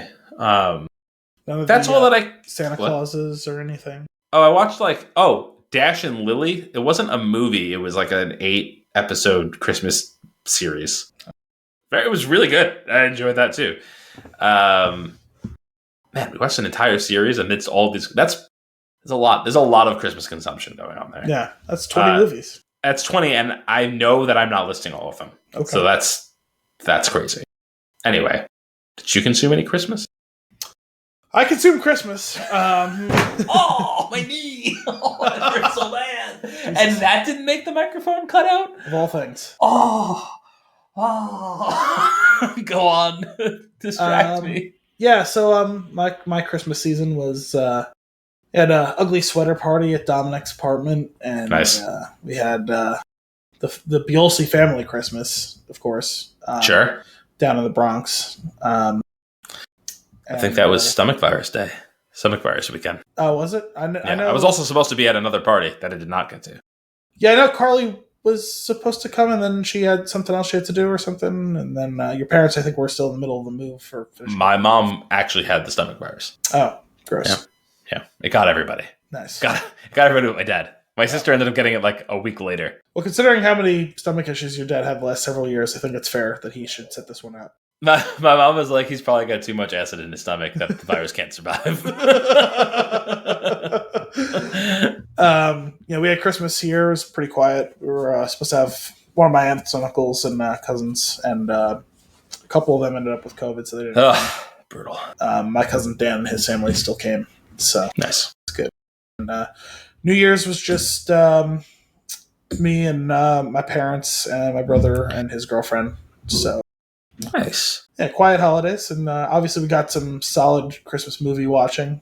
Sure. We had a lot of the old classics that you mentioned. We got, like I said, the ones that I mentioned, like Christmas, several iterations of Christmas Vacation, It's a Wonderful Life. I did get to see Rudolph. I got to see Santa Claus Coming to Town, also a classic. Sure. Yeah. So is that the one with the heat miser? No, that's The Year Without a Santa Claus. Oh, okay. Santa Claus Coming to Town is the one about how in this old German village there was the Burgermeister, Meister Burger, who was in charge, and he hated toys. Yep. So he outlawed toys, and a young boy was adopted by a family. Burgermeister, Meister Burger. And they were the Kringles, and they named him Kris Kringle. Sure. He was coming to town with his toys. And, as the Kringles. There's the Winter Warlock, and they tamed his warped, frustrated old heart. He just went by Winter. It's a classic. Oh man, I saw Spirited. That was an experience for sure. Yeah, I liked it. It goes places I didn't expect. Yeah, it was a bit much, but I did like it. I was not prepared for how much singing that Will Ferrell and Ryan Reynolds were going to do. Like, I was like, good afternoon. I was like, they're going to do a couple songs, whatever, and like, I was like, okay, this is like the 10th song now. So, Good Afternoon was fantastic. So good. I saw promoted it on Twitter yesterday. They put that up for consideration for the Oscars. Amazing. So that's definitely a thing, and it was a very enjoyable song. It was. The premise was fantastic. Yes, it was a good time. It makes me want to say good afternoon to people on the regular. Yes, it was a good time overall. Christmas season was fun. I ate entirely too much food. Naturally for Christmas, for New Year's, for Christmas Eve, all that we did. We only achieved 5 of the 7 fishes on Christmas Eve. Okay. And but still, like, that's pretty damn good, I think. And had some tasty prime rib for Christmas. We had some more different stuff to pick out for New Year's, so it was a good time. Good season. Nice. I set out. We hosted Christmas Day at our house, and I set out to make lasagna for 14. Wow. I made lasagna for 32 accidentally. Not 28. No.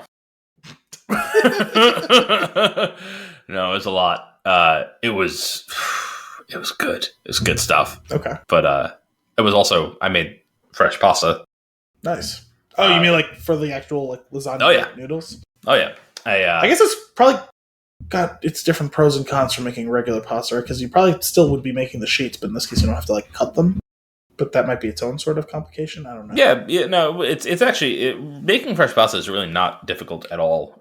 Provided that you have a pasta maker. It depends on the pasta too, right? Like some of them are more complicated than others. Yeah, like if you're gonna make like anything sheet-like or stringy-like, it's really no big deal. If you're gonna start going crazy, like making like raviolis and stuff, and need to press them and cut them, and it's a little bit more tedious. Yeah, but it's definitely worth it because it just tastes so good when it's fresh. Also, the benefit of making fresh lasagna sheets is that you don't have to boil them. Of course. Before you cook it. So I also baked it twice. I cooked everything the day before and then heated it up again for the actual meal, which gives it a little bit more dryness. So like it's a more dense piece, and then put additional hot sauce on top of it. Speaking of that sort of big dish for dinner tonight, my mom made a Reuben casserole. Fantastic. It's everything. Say no more. I'll have to. It was everything that would be in a Reuben, but layered like a casserole, and basically with like rye bread croutons as like the nice. Really good. Sorry, you said lasagna, and I'm just like picturing like you're talking about like adding like the sauce to it and like the layers and all that, and I was like, we had this layered dinner tonight. Well, get ready to be Krugered by a Reuben. My brother-in-law made Reuben sliders as an appetizer. Nice. And I mean like little open-faced Reubens. Like little. Nice. It was. I've actually had that somewhere. Some party they had little, like not sliders, but like the little like cocktail sandwiches, but they were Reubens. Yeah, nice. Same principle. I feel like. And our aunt made pigs and pigs. What? It was like mini hot dogs wrapped in bacon. Oh. I thought it was more like a turducken, where it's like, why are these pigs in blankets of pig? I was concerned it was like a turducken in which the cocktail weenies were inside of like a larger sausage. Amazing. Dude. Oh man, those are very good as well. But yeah, we had a decent amount of appetizers. So then, with all the lasagna, I made a couple of brajol and a bunch of like hot and sweet sausage in the sauce. Nice. I made a seafood bisque for New Year's Eve. Nice. It's good. I'm down with the bisque. We had scallops. We had scallops. We had just the biggest lobster. No, we didn't put sea otters in it. Like the biggest lobster tail. We had like the biggest lobster tail I've ever seen. We chopped that up in there. Nice. We had crab in there. I love crab. Yeah. big fan of the crab. But yeah, we ate good. We ate good on Christmas.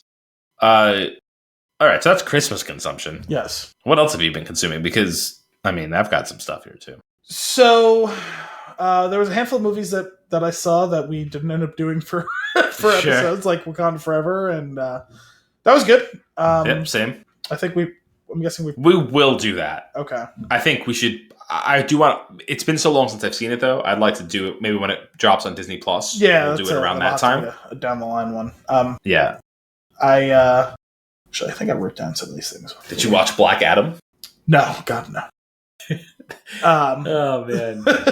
I watched Andor. You watched Andor. I know we talked about it a little bit, but yeah, man, that was excellent. I really wish we had the ability to do that as like a weekly for the show. Yeah, that would have been nice. A really next cool time experience, but I binged that during my COVID week. So right. I'd watched like an episode, and then was like way behind, and then watched like the whole season basically across like 2 days, and then I thought it was done, and realized the final episode wasn't coming out till the next week. I was like, well, fuck, man! At this point, like, that show was really good. So fantastic. The way they did like episode chunk arcs within the main, that was really just excellent. But still layered it in a way that all felt authentic to one total season story arc that was consistent. Yeah. Really just fantastic writing. I love it. Yeah. When you have to tell, if you're going to do a season of television, you have to complete the story of the season before the season is over. You can introduce it feels like you're new things. It feels like you're talking about a different show, Anthony. I am. You can introduce new things. It's fine. It feels like you're talking about a show you texted me about yesterday. You got to finish what you started. Feels like this is a show you watched on Netflix in the last couple of days. This is called The Recruit. The Recruit is a very good show. It's very entertaining. It's like, I could not wait for the next episode. We watched it in 2 nights, I think. Okay. Really fun. It's like just the right level of taking itself seriously while also being a little bit like silly with some of the execution, and then having like some pretty heavy moments along the way. It's really good. But they didn't close anything. Oh, they didn't close anything. Okay. I feel they didn't close anything. I mean, you can make an argument for one, like, not even really. I guess, no, you can't. They didn't close anything. It's not closed. Nothing's closed. Nothing's closed. It just kept opening doors. Dong.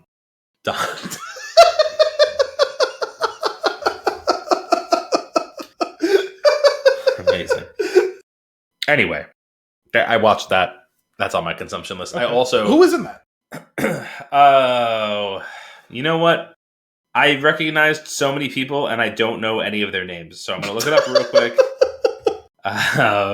Let's see. The Recruit. All right. We've got Noah Centineo? He was in those... To All the Boys I Loved Before. I couldn't think of what it was called, but yes, he was in that series. Laura Haddock. That name sounds vaguely familiar. Peter Quill's mother. Artie Man. She was in Big Bang Theory. If you say so. No, she was in Never Have I Ever. Grey's Anatomy. I thought she was in The Big Bang Theory, but I could be wrong. Colton Dunn. These are people that you probably have seen and would recognize, but I'm not sure if you know what they're in. Okay. That's right. It doesn't sound like... Vondi Curtis Hall. I don't know. Another one. If you saw him, you'd know. That name sounds familiar, but... yeah, so it sounds like it's pretty like small cast. Anyway, it was... it's very good. I think that... it had that going for it. I think that these were all actors that were like doing I feel like they were all doing a really good job. And like you normally not like completely in the spotlight, so it was nice. Very fun. Like I said, I would watch it. I'd maybe watch it closer to the second season. Well, this is also going back a little bit. But again, I think most of what I watched was post us recording. I watched all of The Rings of Power. I really liked that. I know some people loved it. Some people were not big on it. You're still... I have to catch up on that. Thank you. I really enjoyed it. It doesn't mean it was perfect. There was a couple of kinks in the works, but I really enjoyed it. Whether or not it was like a objectively amazing show or not, I've really enjoyed it. Yeah. At a certain point, like that's got to be where the evaluation lies. Is like, are you deriving joy from this? Yeah, I'm all about that. I will say I think I watched 2 episodes of it, maybe 3, and I am very much enjoying it. All right, so yeah. But yeah, no, I just like it's a gorgeous show. Yeah. The visuals are like stunning. Music's good. The title sequence like really got me. Like I like just like in like a way like I thought that was like a really cool and like visual, and I really like the music that went along with it. And obviously they play on those themes for the show itself. And some of the casting was really good. I really like the actress who played Galadriel, and I really liked a lot of the other main characters as well. So nice, that's awesome. I'm looking forward to picking that back up and actually getting through it. I watched both seasons of White Lotus, which were tremendous. Yeah, I know everyone's been raving about it. I haven't gotten around to it. So, dude, so good. I think you'd really enjoy it. Yeah, I might get to it. I certainly am not opposed. I don't think I've really heard about the first season until it was like late in its run. Mm-hmm. And I know people were like super excited when this one was coming out, and I was like, wow, I didn't realize like this many people were like actually into this. Yeah, we started watching the first season when the second one started, and then we caught up to like I think maybe 2 or 3 episodes into the second season, and then we were watching it as they were released, and it was just awesome. And so different from the first season to the second season. Very, very Knives Outy in that sense. It kind of became like an anthology, right? Yeah, exactly. It was just awesome. Some overlapping characters, but like so good. Really, just a really put together show. Very fun to watch. What else you got? So also during my my COVID week, I finally started what we talked about like a year ago, the Guardians of the Galaxy game. Oh, right. Which was fantastic. Oh, you finished it? Oh, yeah. I finished it. Yeah, I finished it right before I started. I didn't start Jedi Fallen Order until I finished it. So fair. I played it a ton after I'd finished watching Andor. I started playing that. And so I played it a lot, like those like, because that was basically like Saturday of that weekend. I went back to work Monday. So like Saturday and Sunday, I played especially Saturday, I played a really good amount of Guardians, and I played it. Nice. It took me like probably about a week and a half. Like obviously once I got back to work, I was not playing quite as much per day. But just a ton of fun. It's even though it's a very different experience in a lot of ways than the movies, what makes the movie so good, it shares the same DNA in the sense that like it's just really strong characters that each get to have their own moment in the sun, both big moments and small moments throughout, and the way that they thread and pace that, where you're like, okay, we're doing story now, and you can begin to see the seeds of this is a character thing that's going to happen, and to watch how that gets either seamlessly integrated or how the story actually has to branch off because of what's going on with that character or whatever. Like all those little adjustments, the way that was balanced, all like the banter between all the groups of characters and watching each one develop. And what I thought was a really cool mechanic was, I know you had mentioned like the huddle up thing, and like telling them like to do certain actions. Each of them has certain actions, not just in combat, but in like the story part of the game, or like the traversal part. Each of them can only do specific things, and you give them instructions to do it, and usually they will. Sometimes they'll tell you pretty clearly, this is the person I got to tell to do it. Yeah. Sometimes you kind of got to guess, and hearing some of it when you guess the wrong person is funny. But also, depending on how the team feels about you at a given time, like sometimes they'll all just refuse to do it, and you got to figure out yourself. And by the end of the game, once you've played all your cards properly and whipped the team into shape, they start to just do it on their own. You don't have to give the commands anymore. And like seeing how like considering the combat is largely kind of repetitive-ish in the sense that like you're just shooting your gun a lot. Like there's a gun and melee and there's jumping, but like there's no big combos. Like there's powers that you can unleash at a certain point here and there, but it's still just different variations of you shooting your gun anyway for the most part. And each of them has their own specific thing that, whether it be this is like a crowd control, this is an area of effect, this is going to do a ton of damage to one person, or this is going to do some like stun damage to a group of people or something like that. Balancing all those things, unlocking like their meta ability basically, and doing the combos together as you like branch out that whole thing. Like, I thought it was really cool how they like ratcheted that up throughout the course of the game. Nice. And adding the elements to your guns, which maybe you probably hadn't seen yet. I think I have 2 or something like that. Okay. Yeah. So yeah, adding the elements component to it was like a lot. Like they just kept. In some ways, it was kind of similar to Jedi Fallen Order, where like they paced that out pretty well. There was 2 elements that you get like rather late in the game. I wish they would have spaced it a little bit better, just so like by the time you got the final one, it would have been nice to have it for a little longer.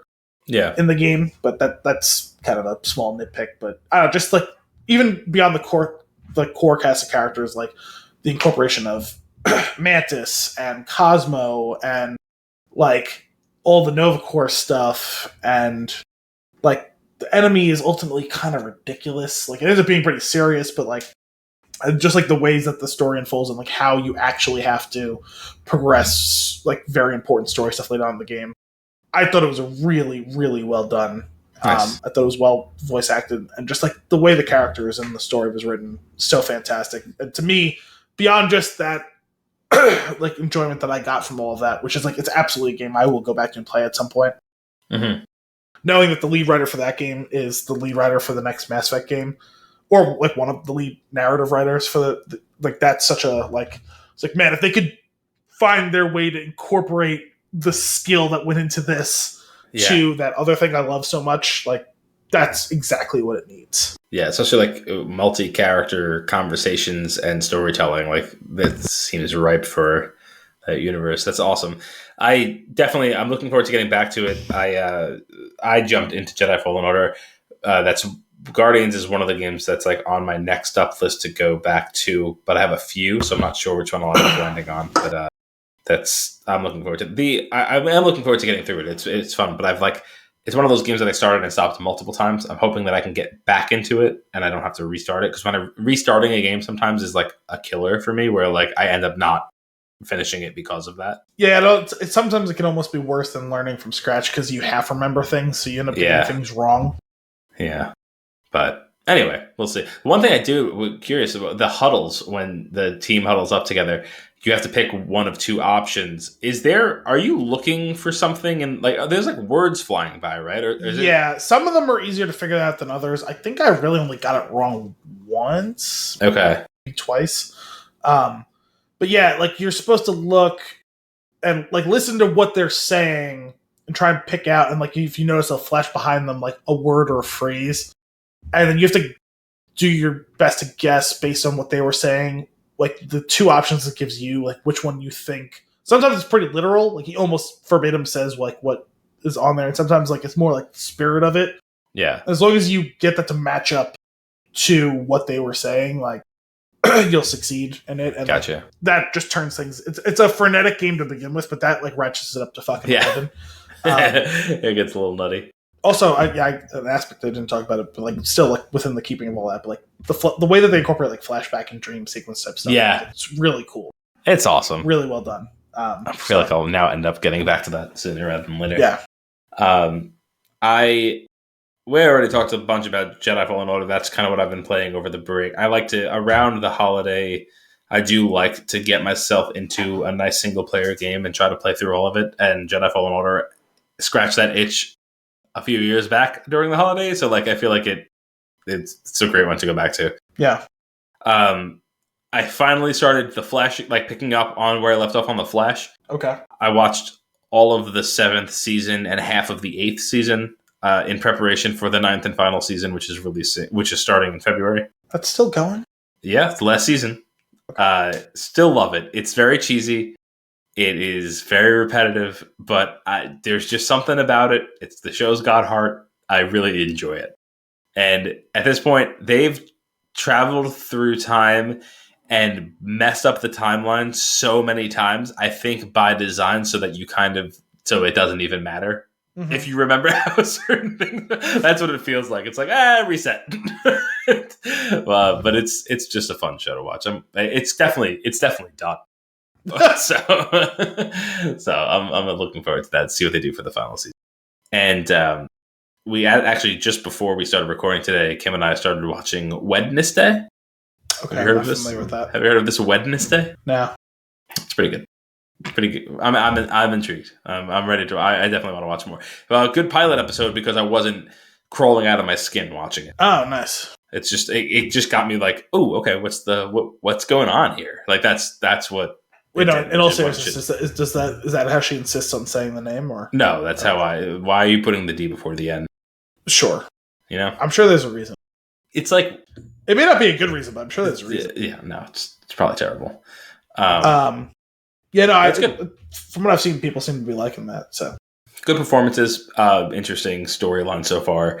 Lots of little pockets of mystery, like questions being raised that you're gonna want answers to. So hopefully they can close, unlike other Netflix bullshit. What else have you been consuming? I have been listening to the Foundation series. Oh, nice. Yeah, they did the first season earlier this year last year now, I guess, on Apple TV. Did you watch all of that? No, like half of it. Okay. I didn't watch any of it. Me and Brian decided to read it, the series first. Now, the way it was written originally, it was a trilogy of stories. Then there was sequels, and then there was prequels. I decided to dispense with that and read it all chronologically. So I read the 2 prequel books, and I just finished the 3rd of the original trilogy. So I have the 2 sequel stories to read when I dive into next. Will be the second to last book of the series. Nice. And so far, so good? Yeah, I enjoyed it. It's definitely interesting because the first one he wrote so long ago. Right. It's Isaac Asimov, and I think it was in like the late 1940s or something like that. So, yeah, hearing some of the technological stuff in there is interesting, and comparing and contrasting it, like how technology actually evolved. Sure. And even in the fun. cases where like he kind of maybe guessed or like got it right, like how it might, like hearing the terminology that he used for it, because like the words that we use now we like didn't exist then. Some of that is really funny. Yeah. But no, it's a compelling story. The original ones were written in an interesting fashion. I think a lot of the sci-fi back then were like serials that were like in like magazines or comics or something like that, and like ultimately got put together into a novel later. Mm-hmm. That was true of the like early on with Dune and with Foundation and a lot of the other ones, and so it feels a little different. It's not necessarily my exact favorite way for stories to go, because it's kind of like vignettes throughout time. Yeah. Because like the core principle of like the story is thousands and thousands and thousands of years from now, there's a galaxy-spanning empire run by one centralized government that's a Coruscant-esque planet. Yep. And sorry, a mathematician develops a set of equations that he thinks would be able to predict to a high degree of certainty pretty much any major future event. Yeah. And it all points to the fact that it seems very obvious the empire will fall, all civilization will be chaos, and since there doesn't seem to be any way possibly to change that, to stop it, which is to say, why not try to make it the best possible, and that the best possible way would be to try and set up a foundation that would reinstitute a new, better empire. Right. And that without laying... Oh, he said it. Yeah. Without laying the groundwork for that, it's estimated it would take like tens of thousands of years. And that if they do everything right, they could trim it down to 1,000 years. Right. So the first 3 books take place over the course of like 500 years. So from what I'll be going on to next, like the next empire hasn't been instituted yet, but you can already see the seed of where that might be coming. The prequels were written in a more normal narrative fashion, the way like a regular book would. They were also the last two things he wrote on that, and it was like in the 80s, so he'd been writing for like decades. Right. Got some experience. Yeah, and so like those two stories follow Dr. Harry Seldon himself, who was the guy who writes those equations. Yeah. And I really enjoyed the first one. The second one was good. It was just a more somber story. The other ones have been cool stories. There's certain storylines I've really enjoyed, some that I enjoyed less so, but overall I've really enjoyed those books. So I'm definitely curious to see how the sequels go and how it all wraps up. So cool. You did, I don't know what you said that sparked this, but I also finished The Walking Dead. I don't know if that was in a previous episode or not. I think we probably must have talked about that. Not much to say there, except the series it's like, okay, sure, it's over. Whatever. Yeah, I think I still have. You're spinning off 600 other series with the same characters, so it's not over. You're just splitting that up against different shows. Yeah. Pain in the ass. But the only other thing that I have on my list of consumption is espresso. Of which I've been consuming a lot in trying to get a really good cup of it brewed or pulled. I don't know if you want to be that person. Well, I might become that person because I did just get a coffee grinder the other day. Nice. But I've gone through 90% of a bag of what multiple people have recommended to use for espresso beans, and only now have I finally pulled a shot with that bag that was like drinkable. Ooh. The other ones were just like kind of sour or like very under extracted, like just not right. For all coffee, and I don't have to tell you this because you've been doing the grinding thing much longer than I have. Like obviously the actual like grind coarseness or not or lack thereof, and the total amount and the temperature, and it sounds like with espresso, from what I know, is even more temperature dependent than other coffees, right? It is. That's actually what I fear is the problem, is actually the machine, and I have no control over temperature. Oh, so you have an espresso machine? Yeah, I've had one for a while. Okay. I've just know, and because I've only ever had, we have the mocha pot. What's that? A mocha pot. Is that what it's called? Yeah.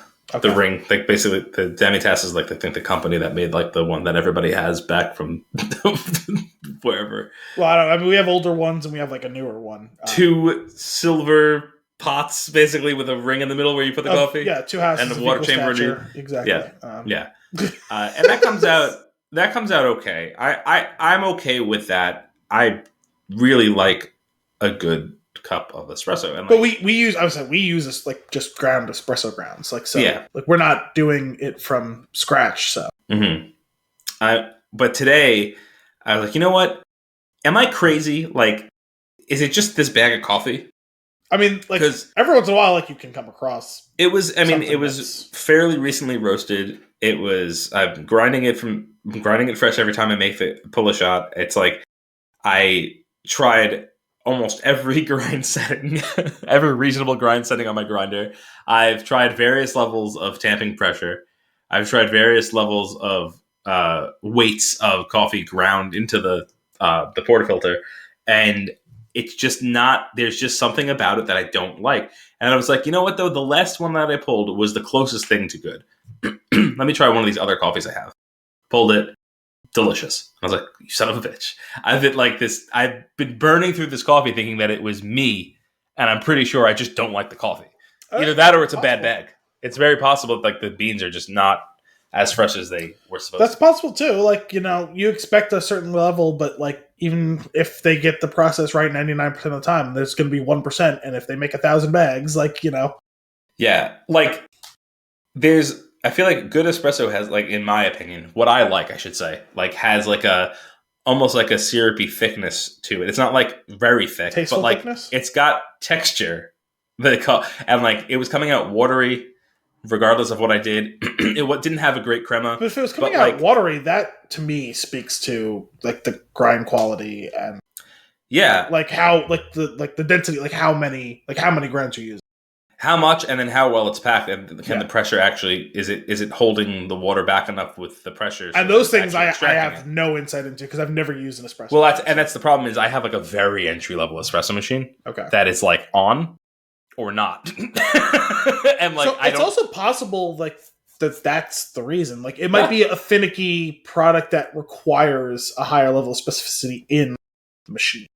Yeah, well, that's the thing. Like the next level up tells you what pressure it's at and has a temperature setting.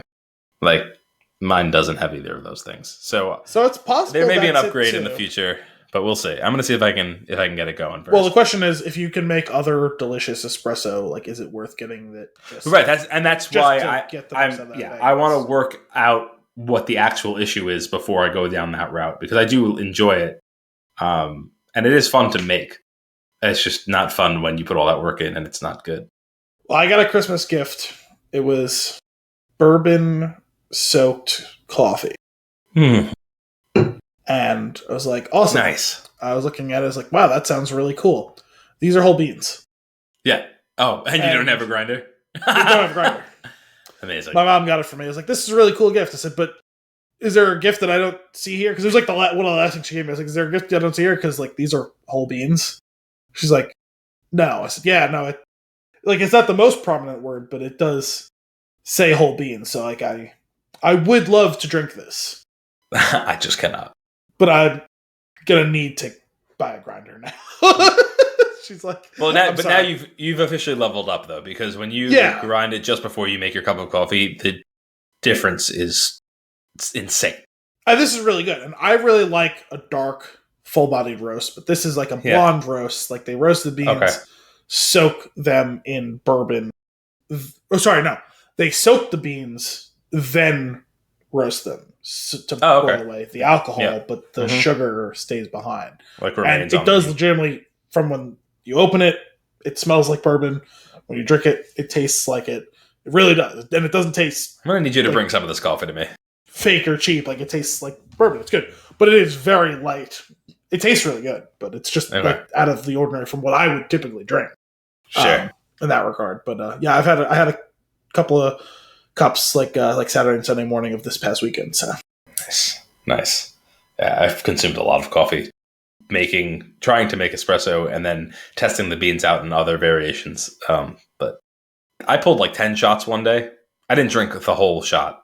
I was having a few sips of each, but like I think ultimately a few sips of 10 is a lot. But anyway, I'm gonna get there. I'll report back once I figured out espresso. I have my dad buying me some actual like Italian beans from the place across the street from the pizzeria. So we'll see how that goes. Okay, it'll be nice. I'll let you know. I'll get back to you. Anything else for consumption? Yeah. So I saw Avatar: The Way of Water. Oh, right. First impressions. So what year did the original come out? It's 2009, I think. Sure. Fairly certain it's 2009. That sounds right. So when that movie was coming out, I remember the talk of it being... It wasn't 2009. What was it, 2010? I don't know, because it was probably 2010, because I was working in the city. It says 9 up here. God damn it. Maybe December 18th, 2009. Let's say I remember... I feel like I remembered it coming out like... Oh, no, I started working in December. Okay. That actually okay, cool. It was my senior year of college. Okay. So anyway, yeah, that movie came out, and I wasn't like super hyped for it for a number of reasons. One, it was like, who are these blue people? Two, that was after originally like they were just like, there's this big movie called Avatar coming out from James Cameron. And I was like, the Nickelodeon show? Right. And then like that movie also came out. And it was like, okay, so it's a different thing. This isn't what I was promised. No, I honestly like. My brother was big in that show. Sure. I liked it from what I saw. Like, I watched it, like, through him. But it was, like, it never grabbed me in that way. And then I was like, okay, so there's these blue people or whatever. Blue guys. And, like, everyone was like, it's the most, like, amazing thing, like, that you'll see. And I mean, literally it's like, visually spectacular. It was like, well, I mean, come on. Like, how good can it be? And so then I saw it. It's like, oh, wow, that's pretty fantastic. Like, I've never really, like, seen anything like it before. It's like, it's pretty impressive. And it was a good movie. I mean, at first blush, I was young. I was 18. Well, I guess just turned 19 when it came out. Mm-hmm. Like, wasn't super refined as a movie watcher at that point. I loved the movie. It was like, okay, like if the cold light of day, like we had like a couple of weeks of process, it's like, yeah, sure, it is Pocahontas, whatever. In space with blue people. Yeah. But that's fine. There at a certain point, there are only so many stories you can tell, right? So yeah, I was gonna say a lot of movies are Pocahontas. You Sure. just don't hear people bitching about it. yeah, and yeah, like there is way more bitching about that than there should be. Yeah. And everybody would say this is some unfair. marvelous revelation that they had and that they were so above it. And it's like, Yeah. fuck you. No, it's not unfair to point out that's what it is, but like the amount of stock that you're going to put in that is some people overblow. That's fine. To each their own. I really liked the original one. I've watched it quite a few times. Yeah. And then it was like, okay, it'll probably take a while for another to come out. I was like, well, okay, you said you worked on this movie for whatever it was, 12 years. And so, sure, like probably don't take 12 years. He took 13 years to make this one. Yeah. To be fair, there was a 2-year pandemic that happened amidst that, but sure, still. And also, to be fair, like he's like, well, I'm going to make 4 more of them. I was like, that seems like too many, but whatever. They concurrently shot this one and like I guess part of the next one. Yeah, or parts of the next few. Like, it doesn't seem like they necessarily shot like a whole movie concurrently, but like they shot a bunch of other stuff that wasn't in this movie that they fully plan to use in the sequels. Right. Which that's probably pretty smart considering it took 13 years. So when this one was coming out, I was like, yeah, I mean, I really liked the first one, so why wouldn't I want to see this one? This one's going to be even more better than anything you've ever seen before. It's like, look, I mean, like I've seen the rise of technology and CGI in the last 15 years. Like, come on. You're like, sure. This movie is so goddamn beautiful. Really? It is so right. Visually stunning. Like, I can't possibly question him again. I can't. Yeah. Anthony, there are blue people on screen. They look real. Anthony, they're blue and green people running around. That's not really much of a spoiler if you've seen the trailer. Like, there's there's like it's the same species like Na'vi, but like it's another race of tribes that like live in the water as opposed to in the forest. Like they evolved and adapted in a different way. Like they're compatible people. They can speak each other's language, but like they are, it's like the difference between white people and black people. Like they're the same species, they're different race, like whatever. Yeah. These blue and green people look like real fucking people. God damn it! Like they look and move like real people. I don't understand how he keeps doing it. And like all the shit in the water is as beautiful as it's been fucking advertised for the last 5 years. Yeah. Do you want a spoiler or no spoiler? No spoiler. Small one. Not about like the plot really. Just about like a feature of the. Okay, give me the feature. It's fine. I think there's whales. Oh yeah. Okay. Well, you're not supposed to call them whales. Well, I don't remember what the word for them are. I don't know. They're whales. I just remember. I only saw the headline that James Cameron was mad that people were calling them whales. Okay, I hadn't heard about him being mad. Well, whatever they were, I would honestly call them. Like I remember those dragon flying things are called the Ikron, but I don't remember what those are called. So I wrote all those. I'm not doing it on purpose, James Cameron. I'm sorry. I'm sorry, James. Don't sue me, Jimmy. Please, please, Jimmy, baby. Jimmy, baby. No, it's a legitimately good movie. If you, me, Johnny Hobbs, and Sloan Kettering. I will say in the same way as the first one. So goes this one. If you liked the first one, yes, it's Pocahontas. Whatever. The story in this is not super complex. You'll probably be able to call some of the things that happen, maybe not some of the things that happen. It doesn't matter. Yeah. And it's not just because you're oohing and ahhing at the visuals, but like that's 70%. But it really is about the spectacle. It's not. Yeah, so this is the movie that you hold up and say, go see this in the theater. Yeah. Like I wish I could have seen it in IMAX. I did get to see it in like a pretty good theater, but like I wish I got to see it in IMAX. Yeah. I was going to. The only time I could go and see it, the shows were sold out for like the reasonable times for me, and I was like, fuck this. How is it long? Is it like? Oh, it's fully 3 hours. Yeah. Yeah. Okay. Cool. I think it's listed at like 3:10, but like that includes credits or whatever. So. Sure. Yeah, and it's like they do take a little bit of step back from just it being about like Jake. It's like very much an ensemble. It's him and his family as well as the other family that kind of mirrors theirs with this other like sea tribe. And the parents in that are Cliff Curtis and Kate Winslet. The people who were in this movie that come back, they're like fair reasons. Like you can like say whether or not like you like that they brought those people back or not, but like there's a legitimate explanation, whether you cringe at that explanation or not, for one of the characters coming back. They give you an explanation. Okay. And the other character, they are more obscure about it. Actually, it's very clear they're leaving this as a mystery for the next one. Okay. They do kind of tease it out throughout the course of the movie, and it has like real ramifications for the plot of this movie. But ultimately, that's a story for next time. To me, it seems pretty obvious with the big picture ramifications for like why that is what it is. There may be little details that I won't foresee, but like there seems to be a pretty obvious answer that like covers like the majority of it. Cool. As for the plot of the movie, like it's from an extremely 100,000 foot view. It is kind of the same movie. Like, okay, the humans showed up to come take your stuff. Yeah. And you have to fight back with like the environment. Fine.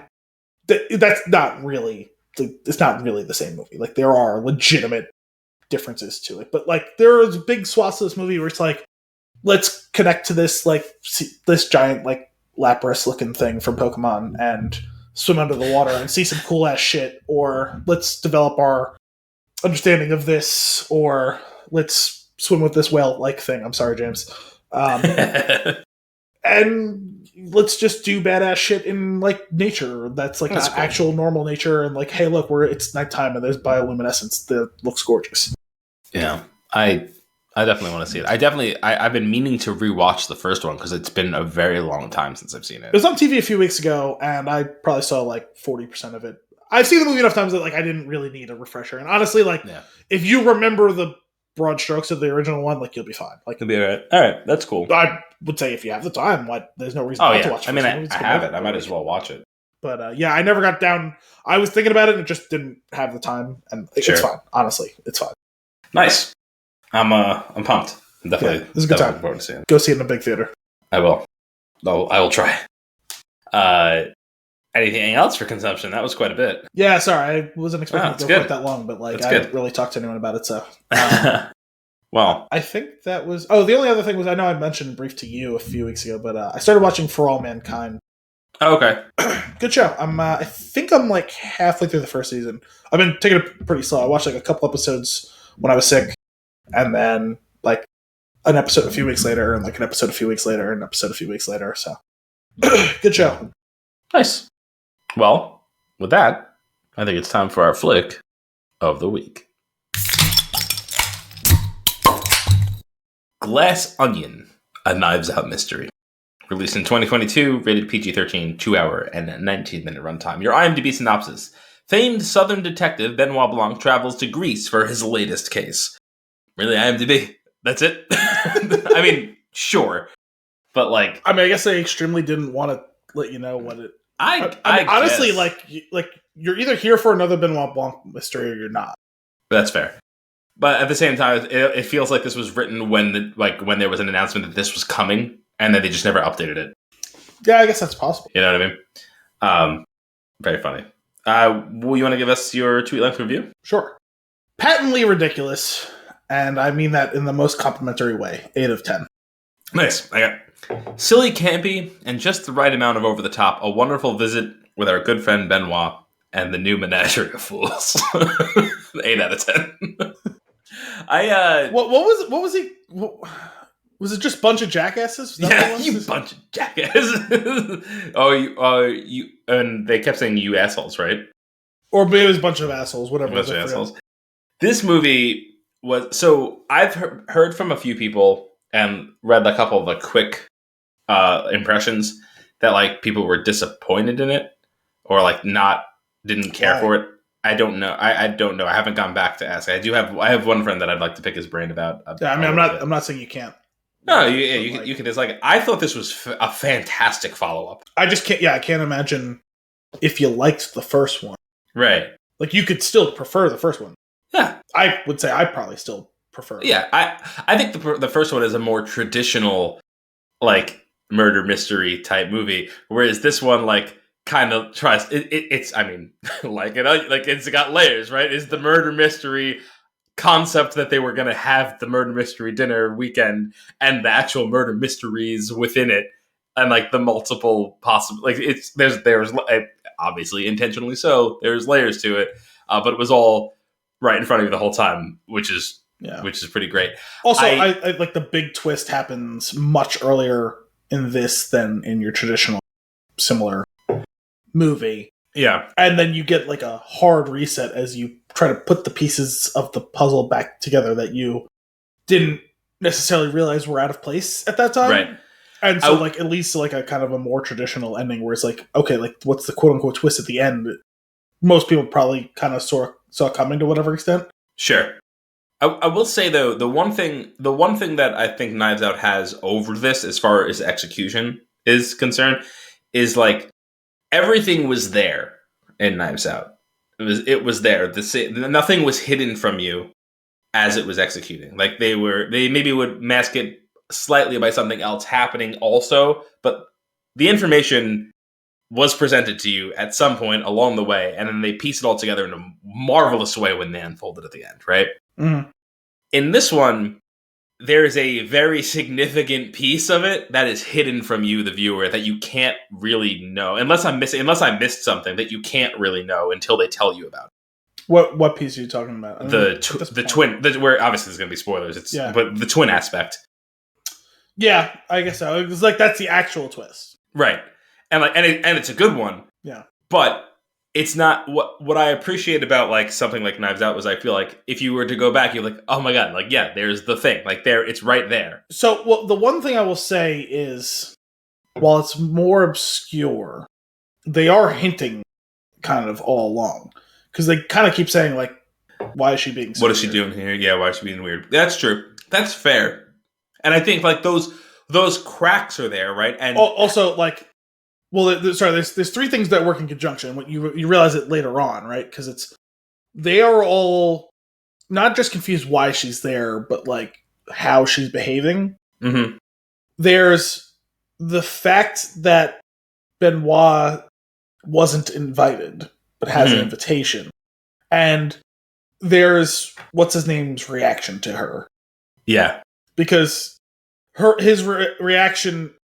He reacts surprised to seeing her, which is understandable to you at first because it's like, oh, why would she be here? But it doesn't actually jive if you really think about it because he invited everyone. Right. He shouldn't be surprised she's here. Yeah. He killed her. It is. So he knows the whole time and still goes through the charade. Right. That's interesting too. But he's also, he's a crazy man. But he goes through the whole charade. Character. We're saying he's and she's, but we're talking Ed Norton's Miles Brum. Yeah, right. Like he should, if he wasn't such a colossal idiot, he would have called it off right then and there because colossal asshole. No, but he wants to do this thing though. He's all excited about it. He also not going to let anything get in the way of his hydrogen of going clear. But I was talking to earlier on in the movie when Kim and I were watching it, I was like, man, like, I don't think I appreciate this enough, but when somebody like Daniel Craig can do this accent without flaw for an entire movie, that is really impressive, right? I mean, everyone has their jokes about it because, like, it's a good, bad accent. Yeah, but it's consistent. It's so bad, it's good. But yeah, no, that's the important part. Is right? It is that's consistently bad. Right. And then I was like, wow, this is like, I'm really impressed. And then Janelle Monáe comes out with two full-on characters in the movie with different accents. And I'm like, how did you not screw this up? Also, I was saying, where is she from? Because, like, her southern accent is way better than his. Yeah. I was like, wait, is she southern? Because I don't know if I've ever like heard her speak before that. But that twist was like, I was able to get over it quick that like I didn't, that there wasn't a way for me to figure that part of it out, or at least I didn't feel that there was, because it was really fun to watch and fun to watch unfold. And I do think that like kind of giving you a twist within a twist and like Andy is what was her sister's character's name? Helen? I forget. I know in the cast of the movie it said like both their names, but here it just says Andy. Yeah. Well, anyway, so Andy was like the character, the sister. She's from Kansas City, so that died. She is from the South, I guess. So okay. So whichever voice of hers is normal, her normal voice. The point is her southern accent is. I guess it's probably her authentic accent, and her like less southern sounding is probably whatever voice she's putting on. Right. So that was great. But I was very impressed by that. Like just the again like when flipping back and forth between the characters, like staying very consistent with how you're doing it, and also like the fact that the character that she's playing with the non-Southern accent is actually someone with a Southern accent doing an accent intentionally. Like, and that, which is, and pulling that off as well. Bit of a mindfuck, but yeah. Right? Like, layers. Yes. Like a parfait. Like an ogre. Like ogre. Oh, man. Anyway, so when ultimately, like, obviously we're skipping around, but when she gets shot and you assume she's dead, something happens along the way where I'm like, I feel like she's not, but I don't know what they're going to do to not make her be dead. Daniel Craig's tear in that scene, the first time you see it, I'm like, oh my God, like he's upset. Is he upset because this happened and he hasn't figured it out yet and he's like distraught? And then they start to show you, well, especially because she was about to give crucial information to him. Yes. But then they get through the flashback, and then you realize, oh my God, no, he's really sad because he put her in harm's way. And then you realize, no, it's just Jeremy Renner's hot sauce. Which I don't think, like, there's been times watching movies where, like, I'm on the edge of my seat and I'm so stressed out about what's about to happen. Perfect example was the drip of hot sauce running down her face towards her nose. I was like, I'm going to lose it. Like, yes. I can't, I'm crawling out of my skin. For me, it was the campiness of, like, oh God, the hot sauce. Oh no. Oh no. Terrible. I was just, oh my gosh. It was just so ridiculous. The movie's very fun. Yeah. And I think that's why, like, I feel like I'm bouncing all over the place because I'm excited about it. And I feel like I haven't sat down with a movie that I just, like, enjoyed this much, like, to watch. And, like, I watched it 1.5 times already. I don't know if we said it when the first one came out, or if even I had made the connection, or you had made the connection at that point. But it's all of the best stuff from Clue and Murder on the Orient Express. Yeah, absolutely. Including the references to Clue being a child's game and he's terrible at it. Yes. I love that. It's too stupid. I'm not good at it. Also, like, all the cameos. Like, he's in his bathtub talking to Kareem Abdul-Jabbar and I forgot who else.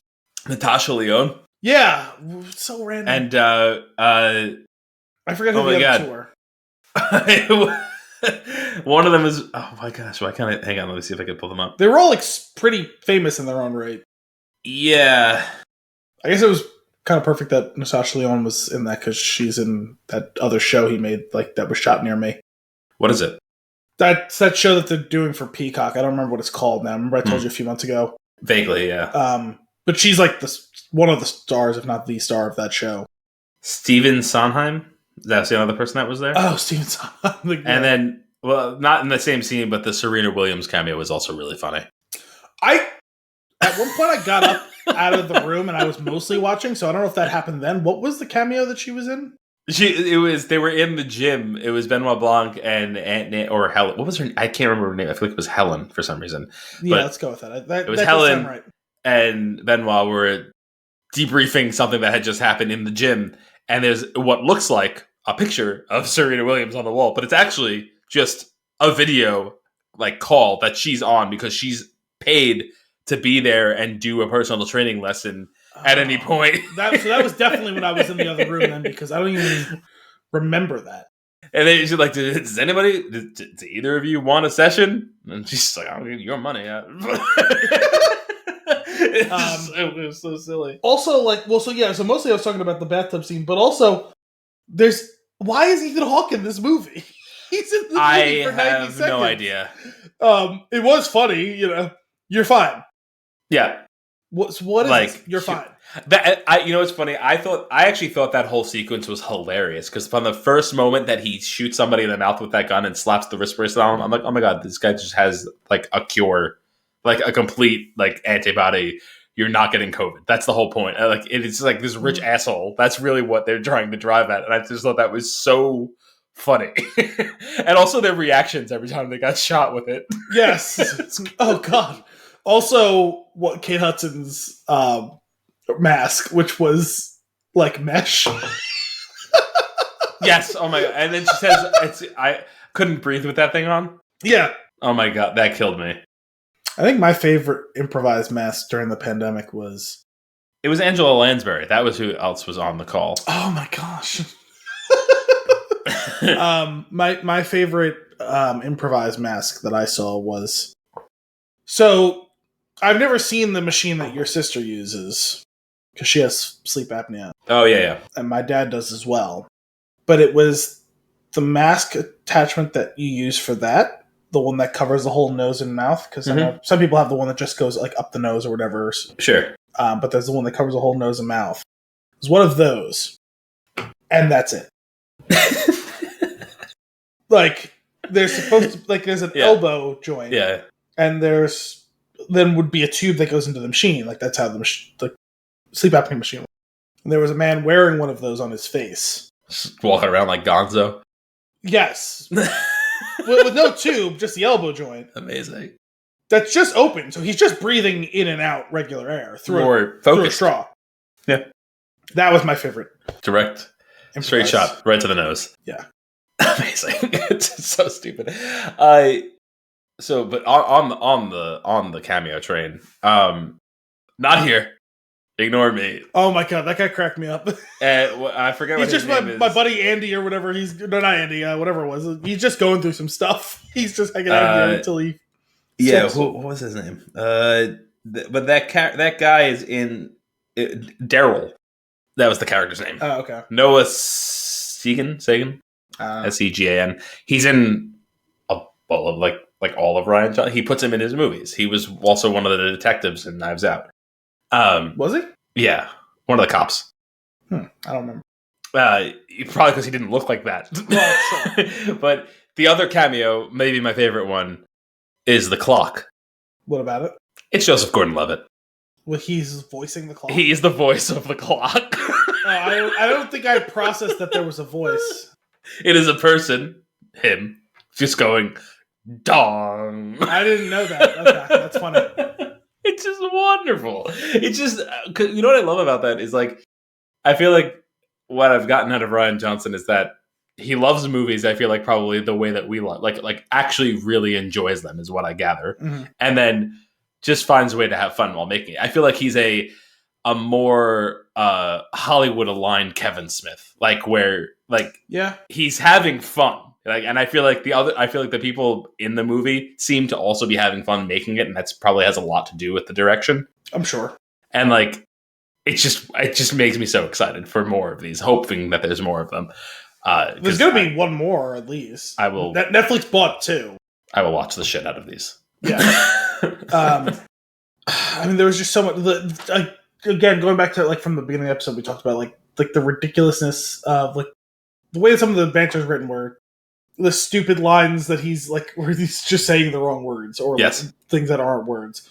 Some of the stupid arguments that come between all of them. I mean, Kate Hudson was fantastic. Her character was fantastically written. So dumb. Such a moron. And you know what?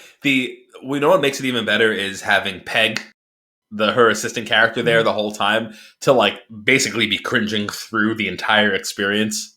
Like a proxy for the audience. It's just amazing. There was a particular line, I don't remember what it was now, that I really cracked up, and it reminded me of... I rewatched like half of 22 Jump Street a few weeks ago. Uh-huh.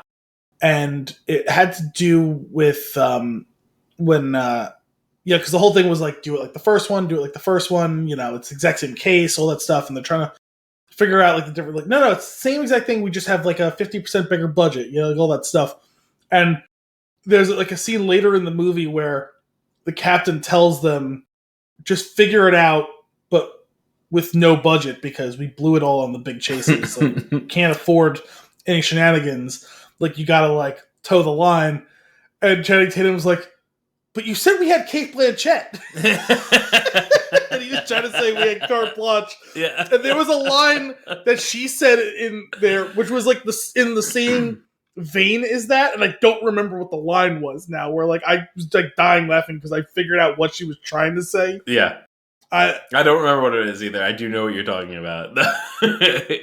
She was great. Again, like just all of these actors were like, I don't know, they were great performances all around. They really stuck to and landed like with the character that they and were Dave playing. Bautista, like he's really fit. Like he's not totally one note. There definitely is a type of character, but like he is just a riot whenever they get him. Like his timing in comedic delivery is the strongest like aspect, right? Like he could, and even some of his facial acting. The scene when he walks in and you think he's finding out that his girlfriend's cheating on him. Yeah. The face that he's making while he's watching that. And just, again, like the layers. As they layer that shot where it's him and then Benoit Blanc right behind him. Yes. But then when they come around and show it like from the different perspective later on, there was another person behind him, right? Yeah. Yeah, it was Helen. Yeah. The character we're calling Helen. But that was good. And like they poke out at like just a few seconds off from each other. It's like so alternating funny. angles and shit. I love it. I love that stuff. And Dave Bautista, it was a bit on. A lot of this is on the nose, but like sometimes you actually have to go like, okay, there's subtlety, and then we've got on the nose, and then it's like something beyond that where it's almost so on the nose that it's now come back around on his cleverness. Uh-huh. The whole thing with him and the gun everywhere in his Speedo, like all of that, and for like that to play such an important part, like he always has his gun. Like, and, like now they can't find the gun. Like him getting out of the pool and shooting, scaring the shit out of what's his name. So ridiculous. It really was a Duke. Such an absurd character. That whole pool sequence, like over the men's rights activist. Yes. Oh my gosh. That's not the first time you've heard that expression, is it? No. Oh, okay. It's just terrible. It is. Well, I feel like it's very uncomfortable because it's like, oh my god, I don't even want to hear this joke just because it's so terrible. But in Parks and Rec, it was really funny.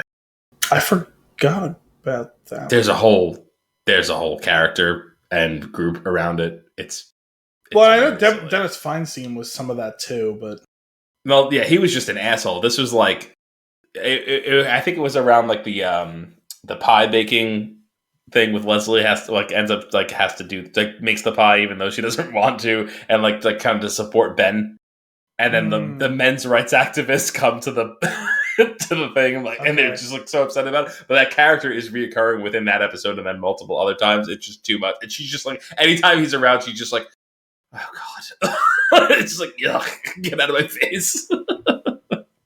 But it's done in a more silly way. Than the painful. Well, reality. They definitely like had their ability to wedge some of this in the first one. They had the Nazi kid, and now they have the men's rights. Oh my gosh! So there's the Nazi kid. I forgot all about that. What's so great about that character is, for so much of it, like everyone's just kind of like, you're giving him a weird side glance, or just like, oh. And it's the scene like where like he really says something. I forget what it was, and the father like double takes and is like, it's like the first time it's really registering for him. Like, oh my god, he's a Nazi.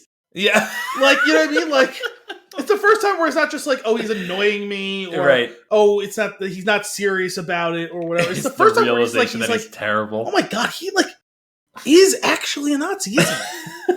And you can tell like he's a piece of shit, and even he's like, fuck, dude. Yeah. Oh my god, that's what, there's one.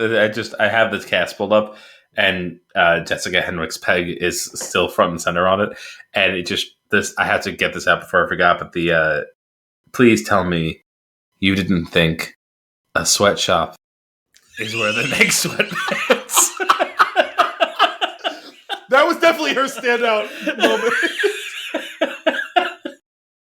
That killed me. I was just like, as she was saying it, you knew where it was going, and I was just going, no. And she just shrugs it off.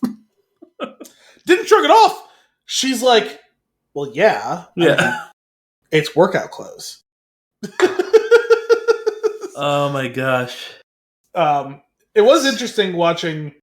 I did like the dynamic where you get early on, you're introduced to these like 4 rich fuckheads who are all friends, and then to watch the petty squabbling and backstabbing unroll as like things go on. Yeah. But then they come back together into a unit, and then it gets threatened into who's gonna go to which petty fiefdom again. And then it turns into this cathartic thing at the end when they all start breaking the glass together. Because you realize, like, it's played early on where, like, Benoit's like, you realize you brought all these people who, like, you're actively manipulating them. Like, any of them could want to actually kill you. The 2 murders, the only one of them with any panache. I gave you the story. Oh, it's just dumb. It's not even poison, it's just pineapple juice. Because that was the thing, is I figured that part of it out pretty early. Dong was that he it was obvious, like he's like he asked them all for their food allergies, because like you see the handoff and it's like, that was weird. Did he intentionally give him that glass? Mm-hmm. And then they play it back. It's actually a really cool bit of like movie making trick, right? Because they play it back and they show the flashback as he's wondering whether or not he remembers one way or the other. It's kind of like in The Prestige, like, which knot did I tie? Yes. You know, and they show it to you and it's like, oh, I just must not have been paying close enough attention, or it was a weird trick. Yeah, that's exactly the experience that I had. And then you see it again, it's like, no, I was right, you jerk. Don't actively gaslight me. I'm watching your movie. Yeah. Yeah, that was great. It's just when all that's happening, it's all happening so fast too, and like everybody's so panicky that like it's just like I was watching so closely because I was like, what things are happening right now that are super important to what's about to happen. Also, even though like I called it in like the moment before it happens, like the dawning realization, or maybe more appropriately, the donging realization, when he dongs and he goes, "Oh God, no. You've got to help me." And I was like, what the fuck? Oh, he's gonna have it. And then the lights go out. Yeah. I was like, what a fucking moron. I loved when he's like, so Benoit Blanc's like, what do we win? what I don't know. Want? An iPad? Sure. Do you want it? I don't want an iPad. You just said win, and I thought it's like, so are we playing right now? Has it started? Yeah, Bertie did it. I love how he solves the whole thing, and as soon as he's done solving it, it shoots him. Yeah, that was, oh man, the timing is so perfect. Oh man, you know, I spent a lot of money and time setting this whole thing up, and you just blew it. It was so fun. I will also say, you know, we love her on this show. We've talked about it over and over again, but Catherine Hahn is just fantastic. She's so good at everything that she's in. She's hilarious. And like, all these characters have like internal struggles going on too, and hers seems the most obvious, like on her face.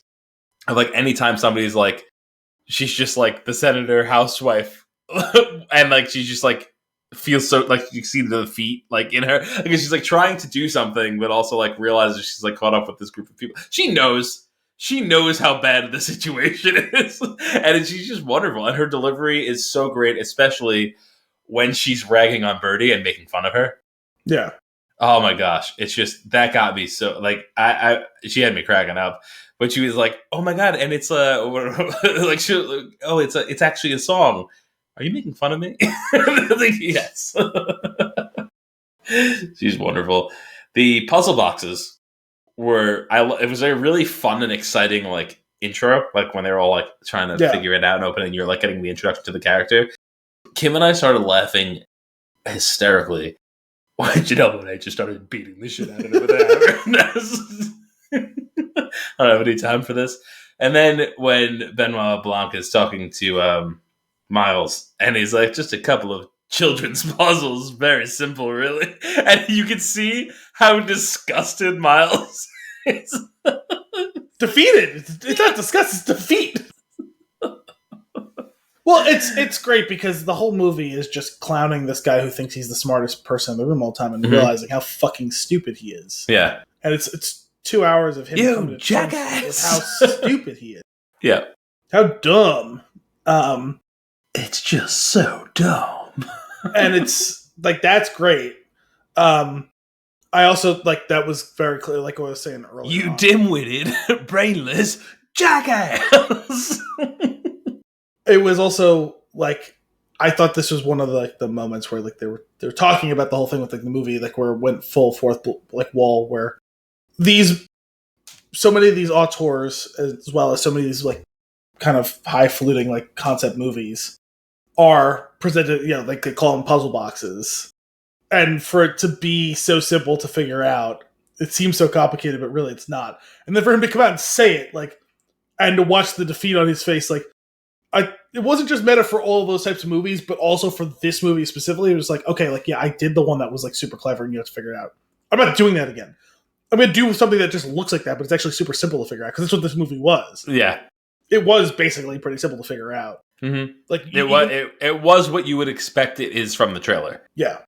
So, like, I don't know. I just thought that was like a pretty clever like wink to like the whole situation. Yeah, it's good. Oh man, it's just so. I really just want to watch it again, because like at the end of the day, like yes, the first time through, like the little twists and turns are really fun, but the rewatches are all for the performances. Yeah, they're all great, and it's just. I popped up in the quotes from IMDb. He put pineapple juice in the drink. It's so dumb. It's so dumb. It's brilliant. No, it's just dumb.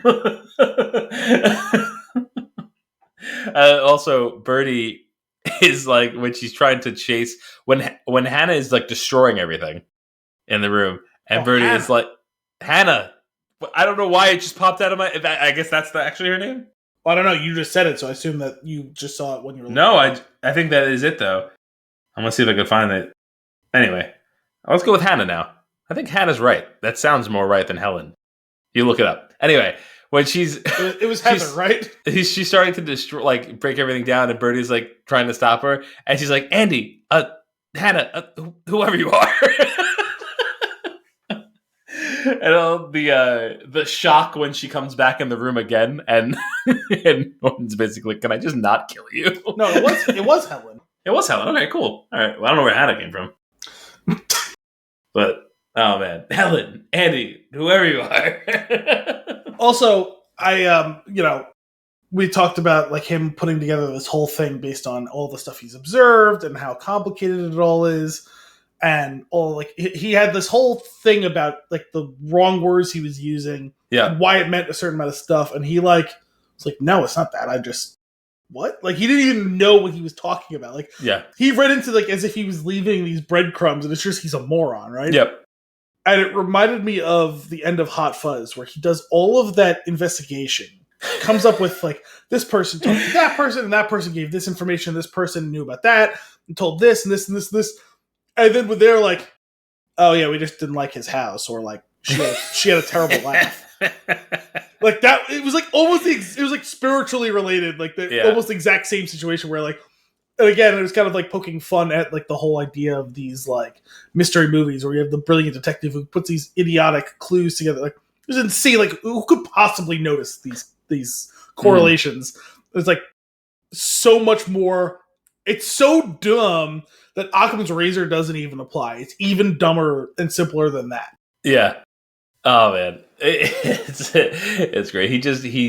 I do like though, like the meta in there of him being like, I'm terrible at Clue. Like it's because it doesn't make any sense. It's not how you do it. Like it's also why, like, if he was actually thinking, if he was taking a step back and not being so intelligent about it, he probably would have solved it 2 seconds in.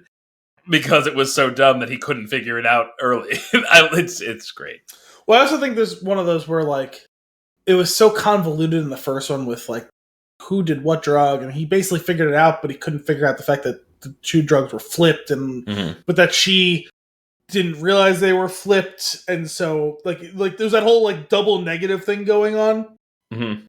In this one, I think the thing was more that he was too close to the situation. Maybe this is the first time he was that close, because he took the job to help her, and the fact that he almost loses her too, and he was the one who pushed her to be the bait in the trap. Yeah. He was too close to all of it, that if he had been as independent and objective as he was in the first one, as he was during the murder mystery, he would have probably fought right in 2 seconds, but he couldn't see it because he had already been put too close and had an emotional attachment.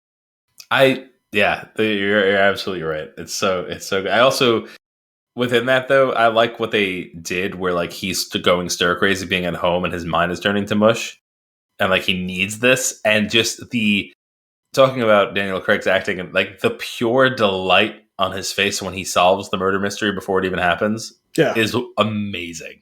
Oh, he just throws him an iPad. Yeah. You solve this one, you get an iPad, bro. Also, wait, sorry, we were talking about cameos earlier. I totally forgot about Hugh Grant as his housekeeper. Yep. Who I didn't recognize his voice from afar, muffled through a door. And then they show the flashback, and it's just him, like, as his housekeeper or butler or whatever you want to call him. It's so great. And then, are you still in the bathtub? No. And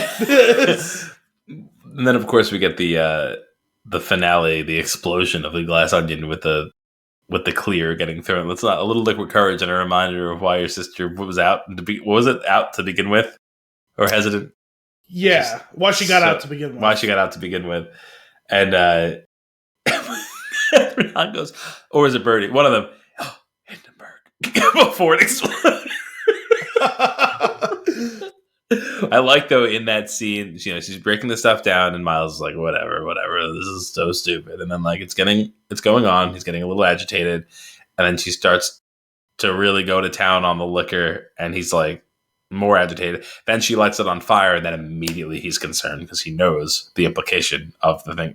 And then when it comes down to the actual piece of clear that gets thrown in there, all of that coming to this beautiful end with the music playing and the slow motion and her and Helen running towards the override switch for the Mona Lisa, and the way that shot where Miles jumps at Helen just as she's about to hit it, and she like shrugs him off, and he just goes. It was very like Wes Anderson.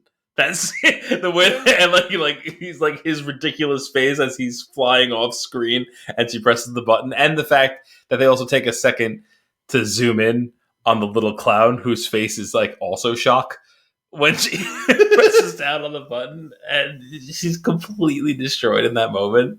And her being able to have that final line to him of like, now you will forever be remembered in the same breath as the Mona Lisa. That was perfect. A great callback to that. Like, call and response, I guess. I love that. You have to figure. I mean, it was literally Chekhov's gun, the manual override. Oh yeah. From that moment, it's like, okay, so how does it get destroyed? Yeah. You're not thinking about anything else. Of just like it's gonna happen. So how? Because it's gonna be something ridiculous. And yeah, them smashing, and all of them getting their catharsis to smash the stuff because they all break their chains as like this guy who's been like just absolutely like he's supposed to be their friend. He holds out like he's this fucking like insane brilliant person who's above all of them. He's just as dumb, if not dumber than all of them. But he's using it to cruelly twist and control all of them that way. Oh my God, that stupid thing with him and the fax machine was really irritating me. Because I feel like I've met so many people in my lifetime who are him. Who are extremely into fax machines? Who are Miles? Just oh man, that is so silly. I didn't touch on. I feel like he didn't get a lot of like. He ended up playing like a very good supporting character, and his performance was also great. But Leslie Odom Jr., like I feel like he didn't have a ton of like actual time as a character. Like I don't know if it was just like less written. I guess I give you a lot of it on the front end where he's just kind of put upon. Yeah. Like, I mean, he's kind of basically the fall guy, like his perpetual fall guy. That's what it seems like, yeah. I mean, the whole conversation early on, like, about, like him making these weird associations between, like, this thing equals this thing, and, like, how am I supposed to get an idea out of that? Like, And then it's just like, but here we go. Children equals crypto or whatever, or equals NFTs, whatever it was. Yeah. Like that paid for the building. And that paid for the building. But that, you know what though, that what's cool about that is how early of an indicator that is that Miles is just a moron. Yeah. And it's just like, you know, you say enough random things, eventually one of them will be right. Yeah. And that's like the whole thing. So it's fun. I just feel like his character, like that, like we got that, which was good. His final line of like, I saw him driving away from Annie's house. Like when he raises his hand, they all did their hand raise. Like that's like the, you know, that's the bullet though. That's the one that's gonna get him in real trouble. It's just, that was cool. I just feel like they could have given him a little bit more writing wise. Like the character didn't really have much to do from that beginning point. There wasn't like a ton for him. Great presence. Basically just, I think he kind of just played like the skeptic role, right? Where like, yeah, when there's like a thing happening, you're like, well, it can't be that or whatever. Right. Yeah. Oh, man, what a fun movie. You have anything else for this one? I think just like kind of like the final, like the disdain in his voice when he like tells him to call the cops. And he says, "I don't care that he built this fucking island with like the docks that don't work or whatever. Just tell them to fucking come here." I do love when Helen goes down to the. Well, also he waits for it to explode, and then when the alarms are going off because there's fire and smoke, he then lights a cigar. Great scene. And then when Helen comes down. Oh yeah, because the thing yelled at him earlier. That was actually really funny when he lights up a cigar. The guard starts yelling at him. He's like running away, like panicked from it, like not afraid of getting in trouble, afraid of like what exactly is going to happen to me. Like, I don't even know who's talking to me, let alone like how they know I'm smoking. So he's sitting there smoking a cigar at the end, and Helen comes down. He's like, "Did you get him?" Yeah. This is a great way to cap it off. It's just awesome. Also, I forget, did he wear the neckerchief ascot thing in the first one? Because he had like 4 different ones in this movie. I don't know. He wears like a linen suit in the first one, doesn't he? Yeah, I do remember being like, this is absolutely absurd when I realized that was his swimming ensemble. Yeah, I couldn't believe he was in the water. And he walked into the water and he had his drink. It's great. Man. Also, Helen drinking. Was it Jared Leto's kombucha? Yeah. Hard kombucha. 9% alcohol. There's so many little things like that throughout the movie that are just really entertaining. I guess you can even count those little things as cameos. They're name drops, little name drop cameos. Jeremy Renner's face was on the hot sauce. It was. So. But it's like so random. Like, does Jeremy Renner actually have a hot sauce? I don't know. I'm assuming no. I don't know, but it's just one of those things where it's like how did we get here? How did someone even think? I mean, I guess it's just it's another shot at like Hollywood, where it's like, you know, who's got their own tequila and who's got their own whatever. Like, you know, Jeremy Renner's got a hot sauce. Yep. Oh man, cool, man. Well, I feel like that was a fun one to come back to. Yeah. Do you have anything else for this week? I don't think so. Well, then that's all for this episode of Flix in the 6. We hope you enjoyed it. As always, if you have a movie for us to review or nuggets for us to discuss, you can send those requests to flixin6@thespintune.com. Tune in next week for more movie and beer goodness. Until then, I'm Anthony Costanzo. I'm Al Bielsi. Thanks for coming out.